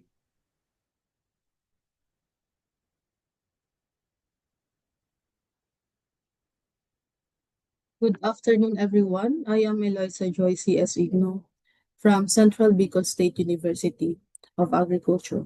I am presenting Sentinel Track, a monitoring system in safeguarding semi-expendable property. So, Central Bicol State University of Agriculture is a state university dedicated to providing quality education, research, extension, and production services in agriculture and related fields. As a state institution, CBSUA must comply with government regulations, particularly to the Commission on Audit Circular Number 2022-004, which increased the capitalization threshold from 15,000 to 50,000 for government property management. Under the circular, the items below are classified as semi-expendable property. First is the low-valued items, 5,000 or less, and then the high-valued items, more than 5,000 but less than 50,000. For our problem statement, the absence of a robust monitoring system for low-valued items at CBSUA creates significant gaps in asset management, leading to inefficiencies, poor accountability, compliance risk, and inability to track and optimize the use of these critical operational assets. So existing research focus on high-value assets, but here's what's missing. Thousands of low-valued items, such as office supplies, laptops, and tools that collectively represent massive exposure and operational risk. They get lost in tracking nightmares. My research addresses that gap. How can developing institutions build systematic solutions using limited resources under real constraints like natural disasters and staff resistance? So Sentinel Track proves it possible. So we conducted interviews with accounting staff, supply officers, and COA representatives. We ran time and motion studies comparing manual processes against our automated system. The entire study took 6 months, August through January, in our university with real constraints. So look at our pilot test results. The processing time is 46.14% faster, exceeding our 40% target. The error rate dropped from 12 to 15% to 0%. User satisfaction, 95% preferred the new system. And most importantly, 5.75 million accounting gap resolved to 100% accuracy with zero discrepancies. Before, staff filled out forms, entered data in Excel, emailed accounting, who entered it again in a separate system, conducted monthly reconciliation, and spent 200 plus hours on year-end audits. One transaction takes 147 minutes, and the error rate is 12 to 15%. After the Sentinel track, the staff enters the data once, and then the system validates it, and then it appears simultaneously in all the systems. So with that same transaction for 79 minutes only. So no reconciliation, no manual compilation, no error. So the year-end audits went from 200 plus hours to less than 30 minutes. During our 4th-week pilot test with real staff and 100 plus real items, 100% of the items are tracked. So nothing lost, and then there is zero discrepancies between records and then the physical count. 95% user satisfaction, and the staff said this makes our job easier. And then 80% immediate compliance with our regulatory requirements, and these aren't theoretical results. So in 1998, the study achieved 46% efficiency improvement with unlimited resources in a stable environment. We achieved 46.14% improvement in 2024 to 2025 in a typhoon zone with incomplete records, staff resistance, and a 124,500 budget only. So we match the results with a fraction of the resources. So the systematic design matters more than our resources. So how does Sentinel Track solve the problems I showed you? The manual overload automated. Same stuff handles twice the volume. Conflicting records, one centralized system, one source of truth. Hidden discrepancies, real-time alerts, problems surface immediately. Manual audit compilation, auto-generated audit-ready reports. And low-value items disappearing are tracked everything systematically. So this is not about working harder. It's about redesigning systems so good governance is the natural outcome. So some might think we had unlimited resources, but here's the reality. We only have 124,500 for our budget. For our programmer, barcode system, the scanner, printer, and labels. We also had the typhoon season meant power outages, communication breakdowns, and training via email. So no complete historical records. We manually reconstructed data from our employee records. Staff resistance change. They'd worked manually for 20 plus years. We are a typical state university with tight budget and real constraints. Yet, 46.14% efficiency improvement, 95% satisfaction, zero discrepancies. So if it works here, it works in your institution too. You can start on Monday. So every institution is different, but Sentinel Track is replicable because it's not proprietary. State universities, government agencies, local units can all adapt to it. The technology is commodity priced. the barcode systems, cloud platforms, SQL databases, all standard and globally available. We didn't create breakthrough technology. We took standard tools and wrapped them in a systematic thinking. You don't need Silicon Valley. You need clear processes and discipline. Every institution here could implement with modest resources. Did we achieve our objectives? The lasting contribution? Yes, the objective one, develop a monitoring framework. Done. Objective number two, functioning system. Done. 95% user satisfaction. Objective number three, ensure compliance. Done. 80% immediate compliance with clear enhancement identified. And objective number four, create a replicable model. Everything documented and tested under real constraints. So mission accomplished. The lasting contribution to the academic knowledge, first, the rigorous documentation of managing thousands of low-value items. Proof that governance reforms are implementable, not just theoretical. To public practice, a framework other than institutions can immediately adopt. Proof that governance excellence doesn't require unlimited budget. 124,500 investment generates 170,000 in annual savings.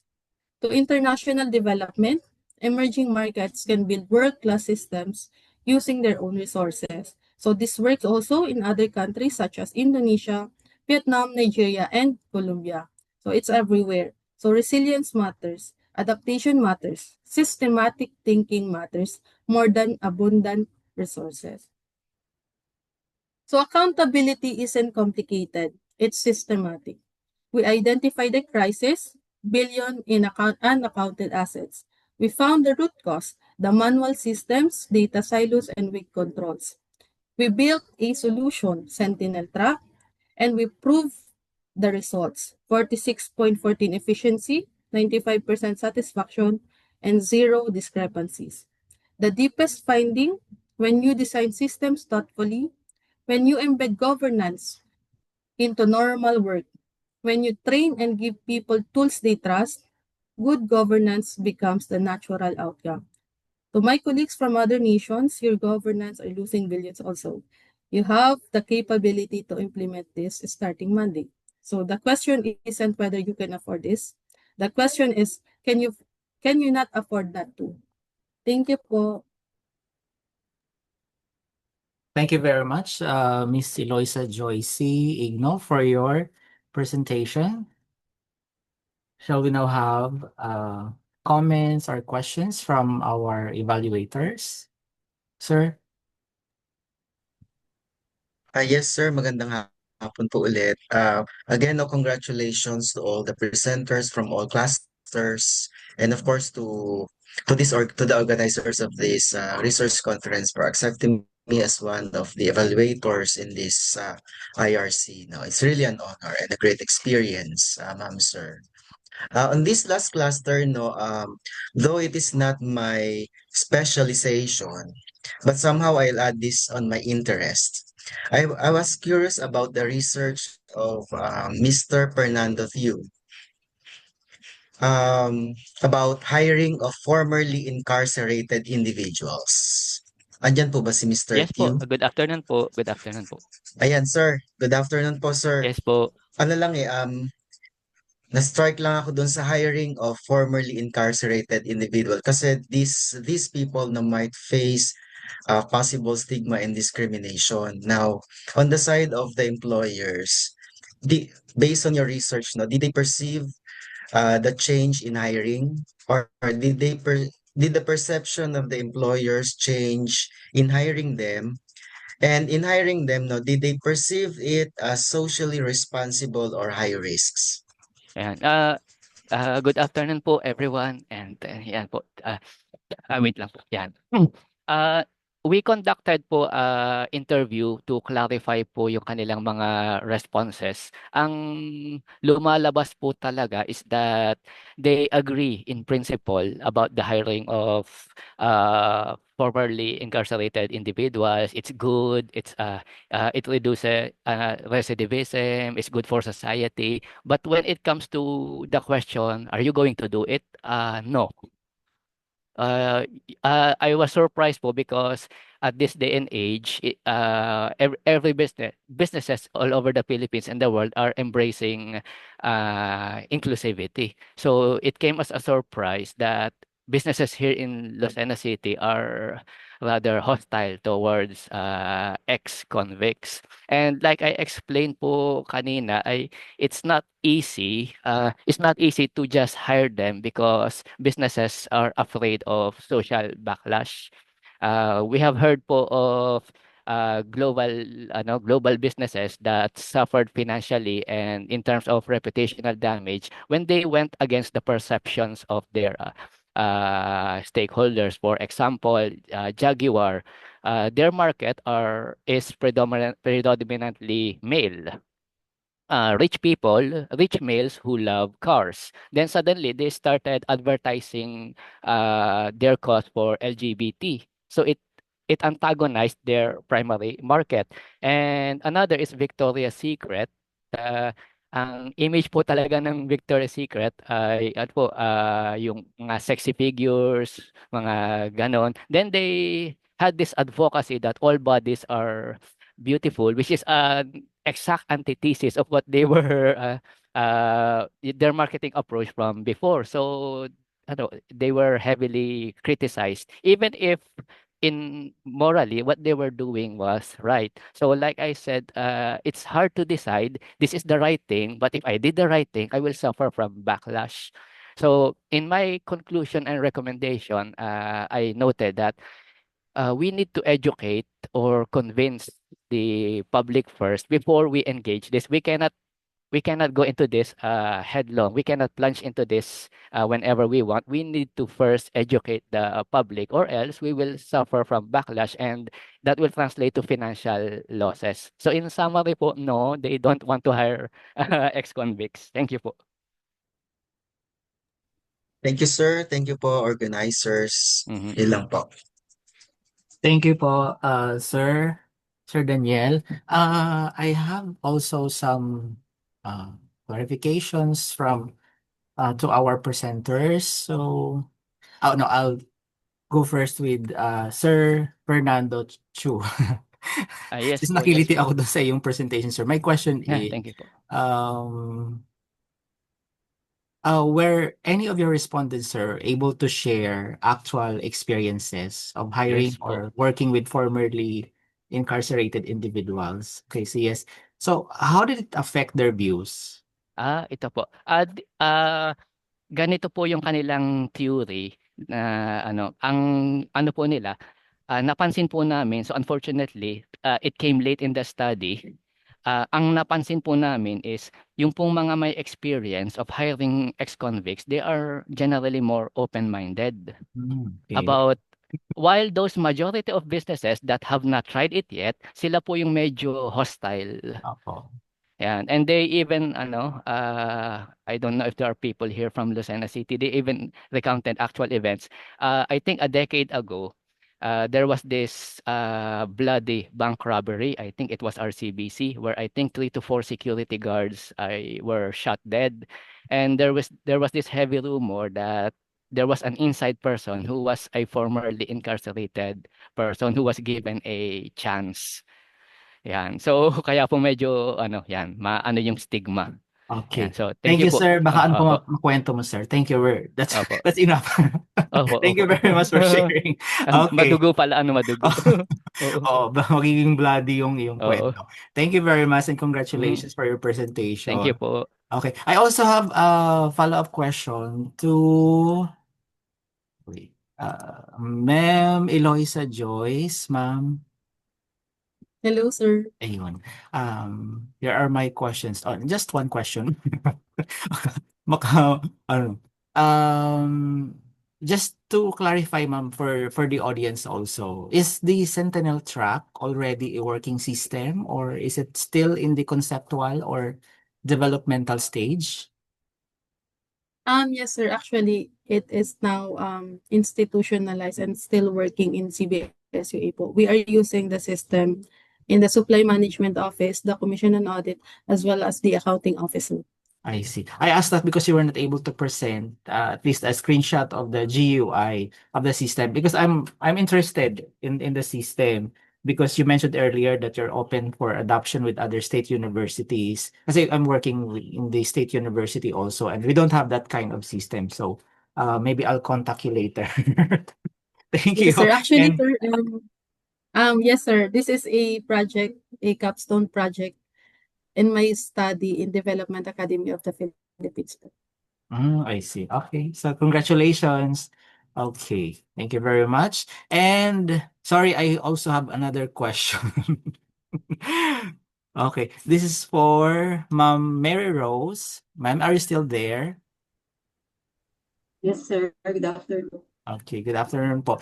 Yes, ma'am. I'm interested in your studies because I actually have a program with the DRRM. We're implementing also another program.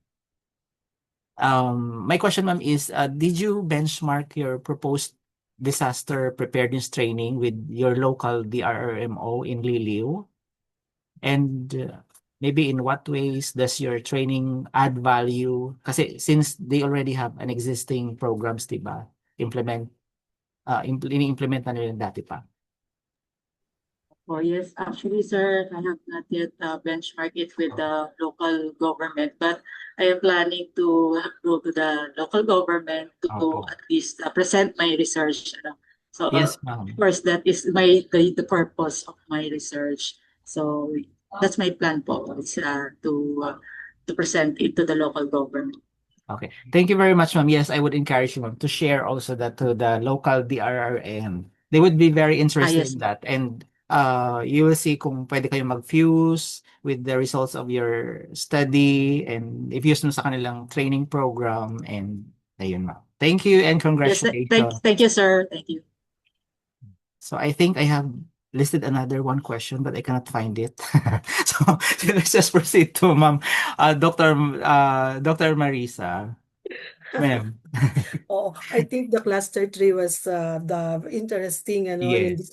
different because of Mr. Chu. Actually, the my question is already answered. I was curious about it also, about the research. But eventually, I was curious about the. Can I ask if Miss Amelia was here already? Was here? Still here?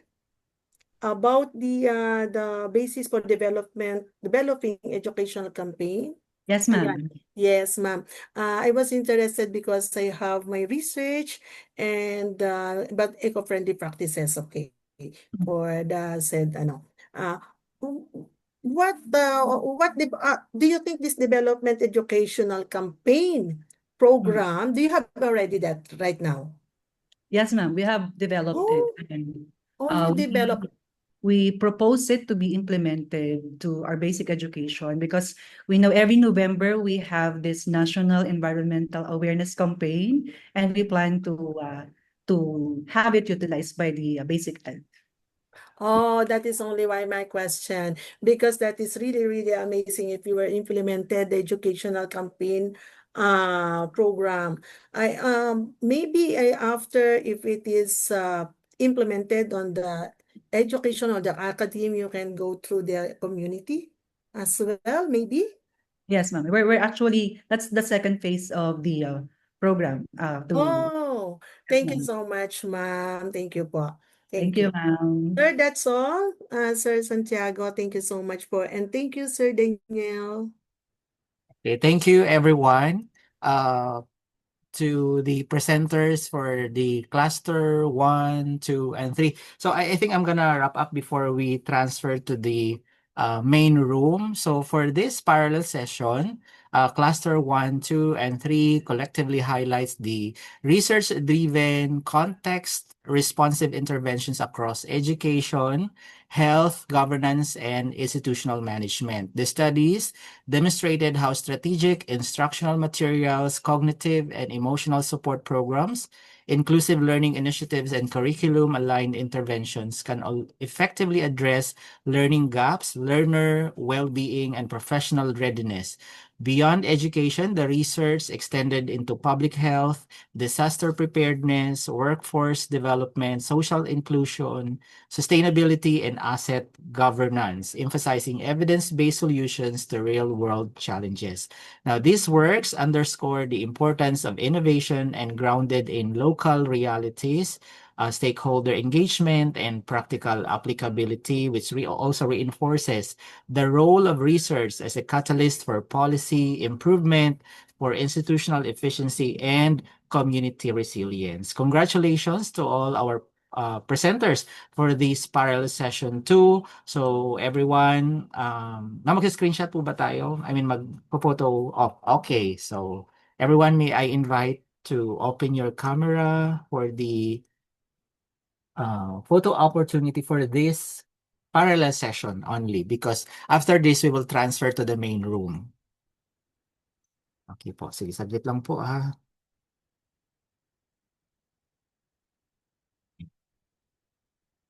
Kailangan makita ko kayo lahat sa aking screen.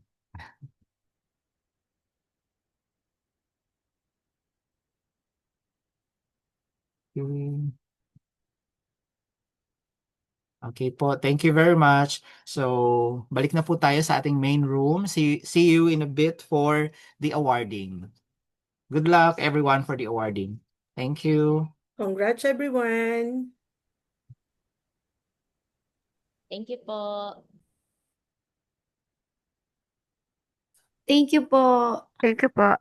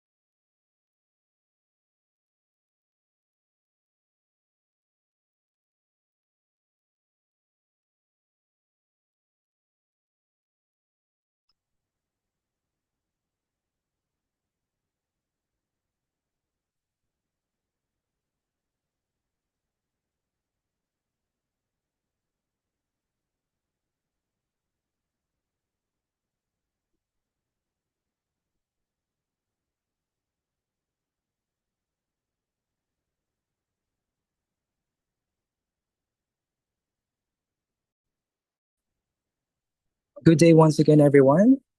We now welcome you to the awarding and closing program of the third International Conference on Management, Education, and Innovation 2026. To briefly recap today's event, we were honored to hear from three distinguished keynote speakers. Ms. Ina Smith, Planning Manager, Academy of Science of South Africa, and DOAJ Ambassador, Southern Africa Region. Dr. Ariel E. San Jose, Director, Southern Philippines Agribusiness and Marine and Aquatic School of Technology, and Dr. Yusok Fern, Director, Center of Excellence for Business Innovation and Communication, Multimedia University, Malaysia. They shared invaluable insights on education, research, and innovation. We also successfully conducted plenary and parallel paper presentation across three tracks, featuring a total of 42 research papers from scholars around the world. Before we proceed to the awarding of outstanding research and researchers, let us listen to the words of thanks from the conference co-chair from University of Technology Mara Pahang Branch, Dr. Tenko Intan Suzila.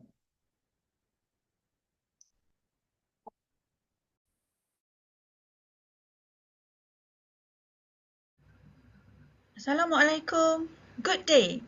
On behalf of University Technology Mara, UiTM, Pahang Branch, Malaysia, it is a great pleasure. We welcome you to the International Conference on Management Education Innovation, ICMEI. This gathering stands as a vibrant testament to our commitment to pioneering ideas and transformative practices that will shape the future across these critical domains. Near 50 presentations will be presented. They encompass 10 major themes. Let's look at some of these landscape of research.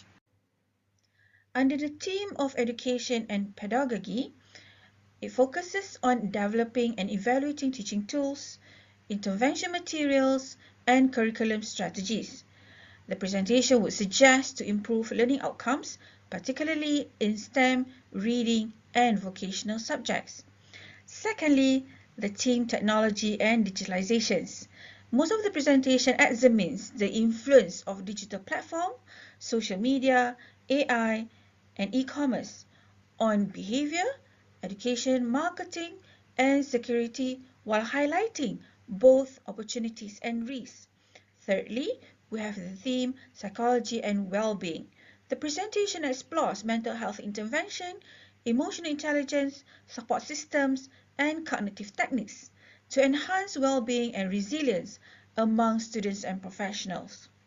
Then we have the theme healthcare and medical education.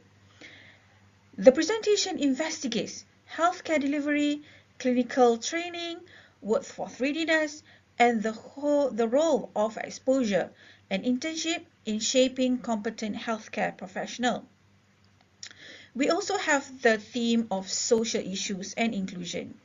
The presentation addressed equity, access, experience of marginalized group, including formerly incarcerated individual, women in law enforcement, and people with disabilities. These presentations promote inclusive practices. We also have the theme professional development and leadership. The presentation mostly suggests, or the studies, training, leadership skills, conflict management, and benefits of systems aiming at improving performance and effectiveness in academic and professional settings. Under the theme of sustainability and community development, the presentation focused on environmental initiative, disaster preparedness, financial inclusion, and sustainable education as pathways to resilient and empowered communities. Under the theme of research methodology and academic practices, the presentation looks at the system culture and challenges of knowledge production, research management, and integrating research into non-academic environment. Under the theme of business marketing on consumer behavior, most of the presentation analyzes factors affecting customer satisfaction, purchase decisions, brand equity, and the impact of marketing strategies in both traditional and digital contexts. All these are presented. Lastly, under the theme of regional and localized studies, the presentations concentrate on place-based research, examine issues and solutions within specific communities, regions, or countries to inform local policies and practices improvement. The presented titles in this conference is highly significant within its academic and regional context, with considerable potential for real-world impact. Most titles address specific applied research questions with clear methodological approaches, for example, intervention studies, case studies, and surveys. The presentation contribute to niche academic discourses in education, social sciences, business, and health. Several studies are localized or context-specific, with a focus on a city, province, or specific institution, which limits broad disciplinary impact but adds depth to regional scholarship. Topics like AI in education, research data management, and systematic reviews have strong methodological and theoretical value to academia. Many studies are solution-oriented, aiming to form policies program or practices such as disaster preparedness, teacher training, and green energy campaigns. Themes like digital inclusion, mental health, sustainable development, and social equity aligns with the US Sustainable Development Goals, SDGs. However, the localized subjects focus on many titles, specifically in Philippine cities, schools, or professions. Although it may limit to immediate global capacity, it adds frameworks and the findings could be adapted elsewhere. Topics such as viral marketing, online scams, and cancel culture have broad societal relevance in this digital age. In this conference, there are some moderate impact themes that covers into academics and local relevance under the sub-themes of localized education, interventions, regional case studies, and business governance, or specific professional training programs. Nonetheless, there are more high-impact themes which are globally relevant that includes sustainability and green energy, digital transformation and AI in education, mental health and well-being, social inclusion and justice, financial inclusion, and sustainable development. These themes add relevancy to this conference. All in all, this research is relevant, timely, and actionable, which align well with contemporary demands for scholarship that matters beyond academia. As a co-organizer, UiTM is deeply honored to collaborate in facilitating these essential platforms for global dialogue. The theme of this conference calls upon us not to just observe trends, but to also actively design the pathway for progress. The diverse research encapsulated in this conference, spanning innovation, educational methodologies, sustainable management strategies, and technological breakthroughs, perfectly embodies its spirit of provocative and interdisciplinary problem solving. Each contribution is a vital piece in this collective endeavor to bridge knowledge with actionable innovation.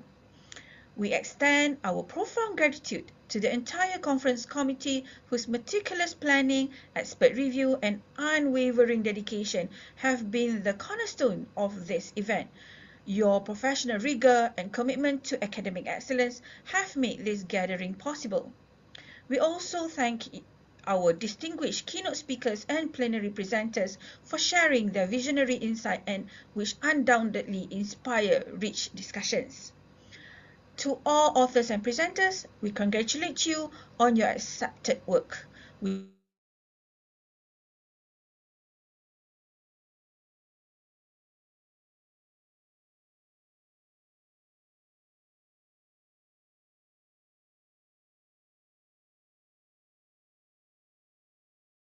gain wider visibility, contributes formally to the scholarly record, and supports the goal of the conference, creating lasting intellectual impact output. Yeah.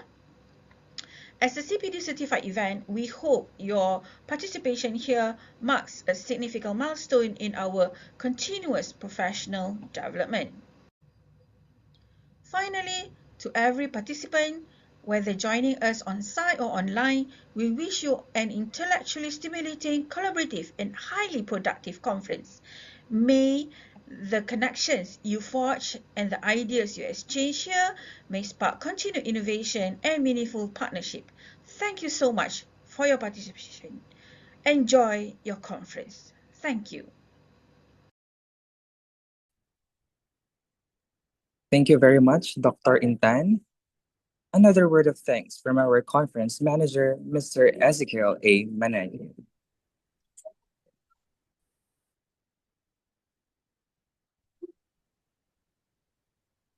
Good evening to everyone. Are you still there? Can I have a heart react before I proceed? Yon. So once again, good evening dito sa Philippines kung meron pa tayong mga taga-ibang bansa. But dito sa Philippines gabi na. So for our distinguished guests, speakers, participants, and esteemed colleagues, especially to my colleagues in CEFI and in DepEd, congratulations to everyone. So as we bring this ICMEI to a close, we stand on the brink of new possibilities, insights, and opportunities. Today we have shared knowledge, exchanged experiences, and explored the intersection of management, education, and innovation. It is through such collaborations and collective growth that we pave the way forward in our respective fields. The conversations and ideas that sparks today are the testament to the power of innovation and the relentless pursuit of excellence. As we move forward, let us embrace the knowledge we've gained in this conference with a renewed commitment to making a difference in the world around us, especially in the academy. I extend my deepest gratitude to the Institute of Industry and Academic Research Incorporated. Doc Rod, thank you so much palagi. To the STI West Negros University and every individual who contributed to making this hybrid conference a resounding success. It is your dedication that has made this event not only possible but impactful at the same time. To our speakers, thank you for sharing your expertise. And to all the participants, thank you for your active engagement and enthusiasm.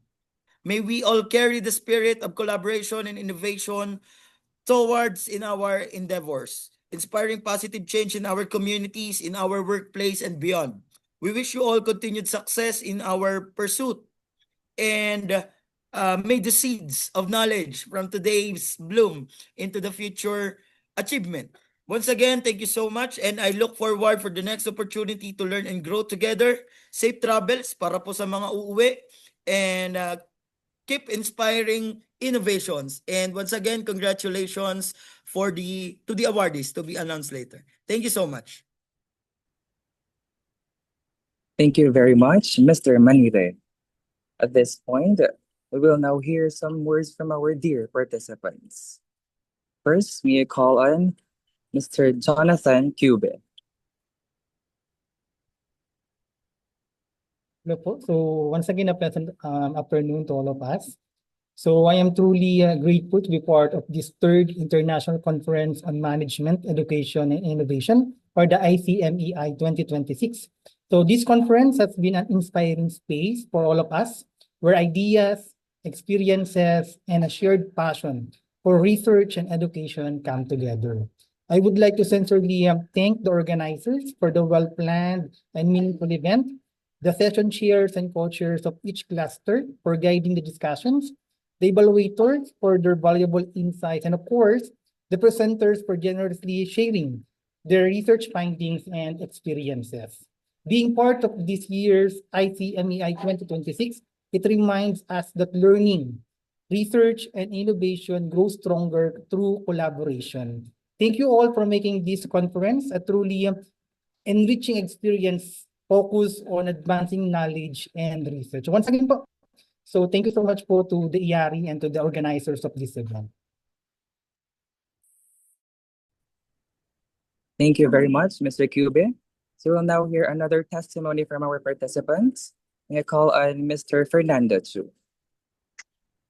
Good afternoon, everyone. So, to the organizers of this event and my fellow presenters, so congratulations to all of us. And congratulations especially po to the organizers of this event. My colleagues here at CEFI will agree with me. We have been to several international presentations, and what can I say? The organizers of this event really know what they are doing. So, palakpakan naman po natin sila. Ayan. So, ayan, I'm ano po, to our director, Ma'am Hazel, so I witnessed how accommodating and yun, the event organizer from the very beginning, yeah, they were very accommodating and we didn't feel like we were rushed. Yan, so we are grateful. So talaga pong smooth po yung aming naging participation. And here's wishing that most international research events would be like this. Yan, wouldn't it be much better, di ba?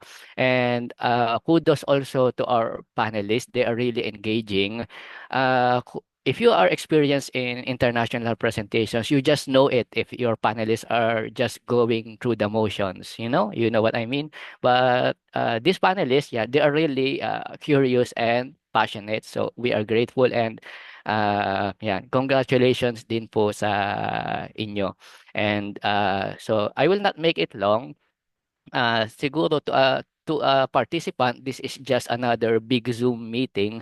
Pero just try to imagine the sheer scale and complexity of organizing an event like this. This is their third event, while schools like CEFI are still aspiring to conduct their first international research conference. That's how difficult it is to put it all together. So, yan. So really congratulations po dun sa ating organizers. So as we know, everyone is jumping into the internationalization bandwagon, di po ba? That's why we're doing this. Yan. We have international ranking, we have sustainability, this and that, and we have academic and business partnerships. It can be argued that all of that starts with research. Yes. So I think that answers the question of this Filipino lady who asked the question, bakit ba kayo baliw na baliw sa research? I think this is the answer. So again, congratulations for everyone, especially to the organizers of this event. So thank you po. Thank you. Thank you very much, Mr. Chu. We now proceed to the giving of awards to recognize outstanding researchers, research findings, and research presentations. To announce the awardees for their respective sessions, let us call the session chairs, Dr. Mark Anthony A. Canlas and Mr. Sereneo Sailog Santiago Jr. Let us begin with parallel session 2, Dr. Mark Anthony A. Canlas. Hello, sir. Good afternoon.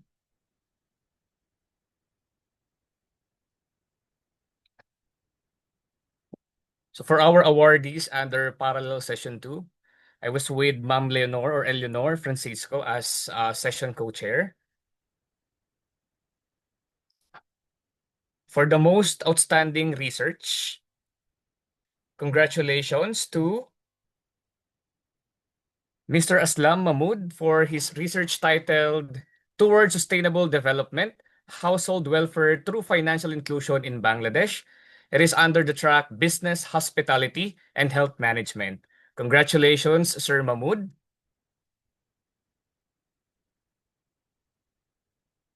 For the outstanding research papers, we have congratulations to Ma'am Lorena Blancaflor for her research title Qualitative Analysis on the Preparedness of Teachers Towards Classroom Observation, Basis for the Instructional and Supervisory Design. Congratulations, ma'am.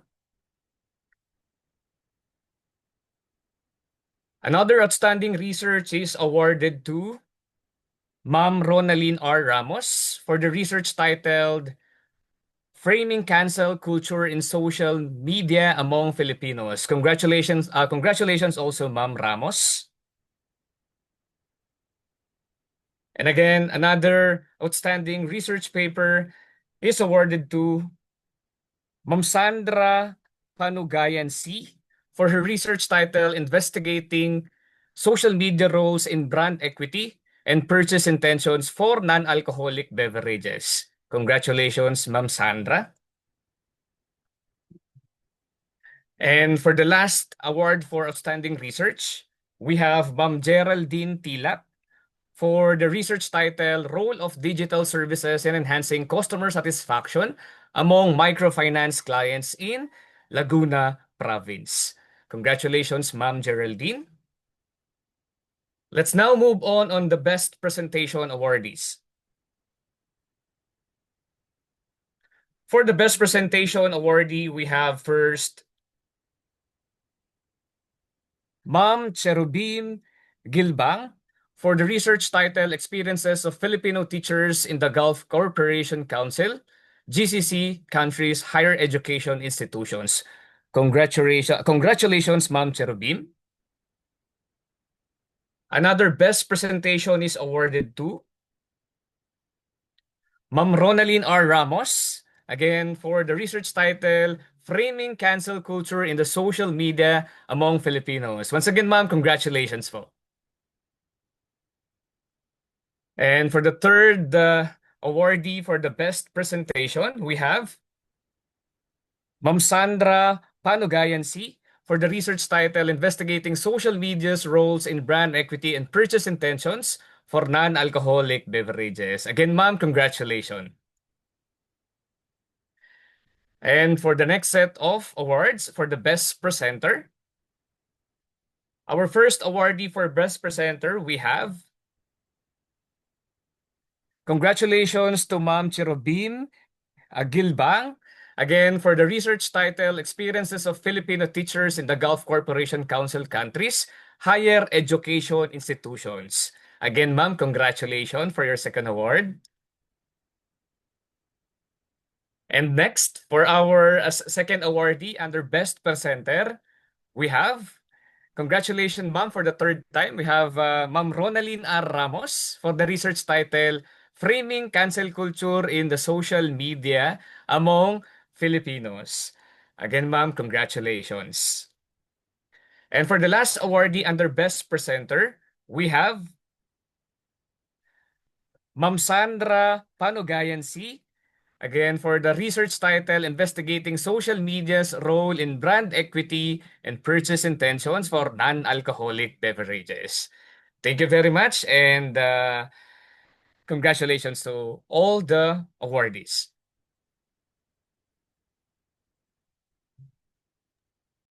To continue for the parallel session 2, I have also Dr. Marisa L. De Marucot for the parallel session 2. Now for the awardees, first is the Outstanding Research Award. The first awardee is Miss Mary Rose Q. Cabreros for the paper titled I Hear College Level English Readiness Remediation Program for Deaf and Hard of Hearing Students. Next, Outstanding Research Award goes to Christian John P. Formaran for the paper titled Factors Influencing the LECPA Performance of Board Top-Notchers 2010 to 2025, a foundational study for future research. Congratulations.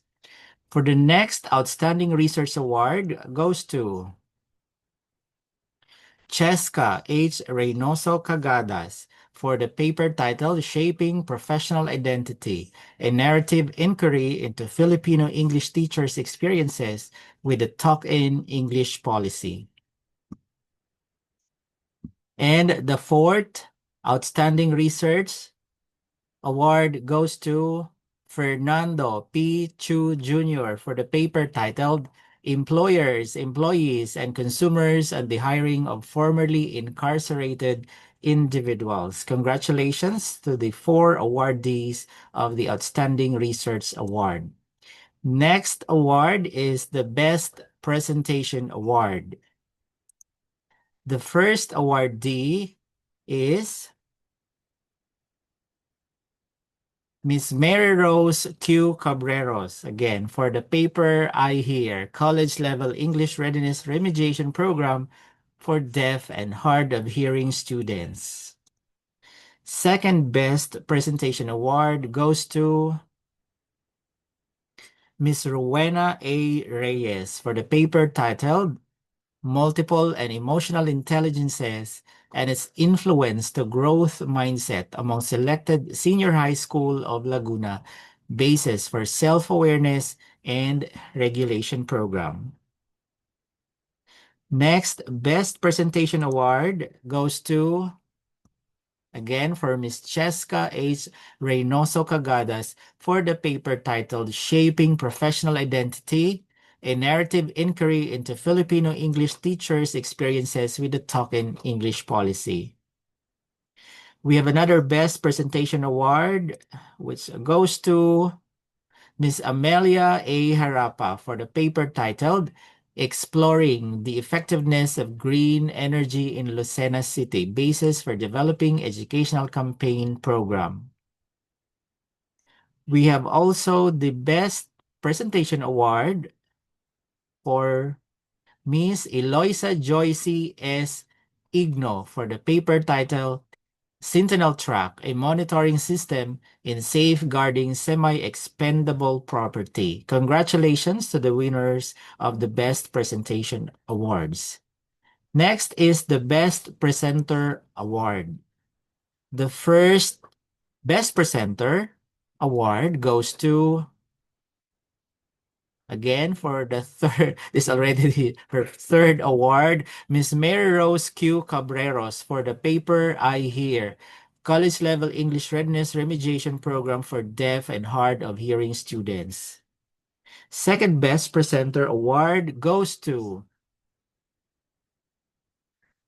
Ms. Rowena A. Reyes, Multiple and Emotional Intelligences and its Influence to Growth Mindset among Selected Senior High School of Laguna, Basis for Self-Awareness and Regulation Program.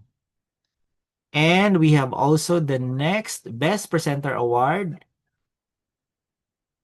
Miss Eloisa Joyce Igno for the paper Sentinel Track, a monitoring system in safeguarding semi-expendable property. Congratulations to all the winners of the Best Presenter and the winners in the Cluster 2 awardees. Thank you very much. Thank you very much, Dr. Canlas and Mr. Santiago. Once again, congratulations to our winners. Before we proceed to the closing remarks, may I kindly request all participants to turn on their cameras for our photo opportunity.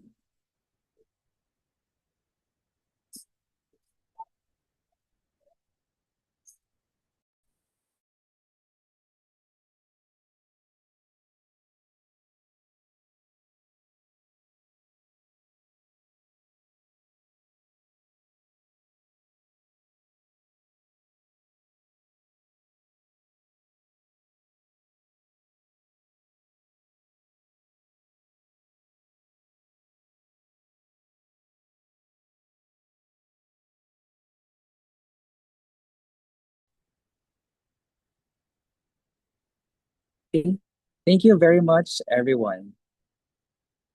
On behalf of the entire IRE team, I extend our sincerest gratitude to all committee members, keynote speakers, plenary presenters, evaluators, session chairs, and participants of the Third International Conference on Management, Education, and Innovation 2026. The success of this conference rests on your generosity in sharing your knowledge and research with the academic community.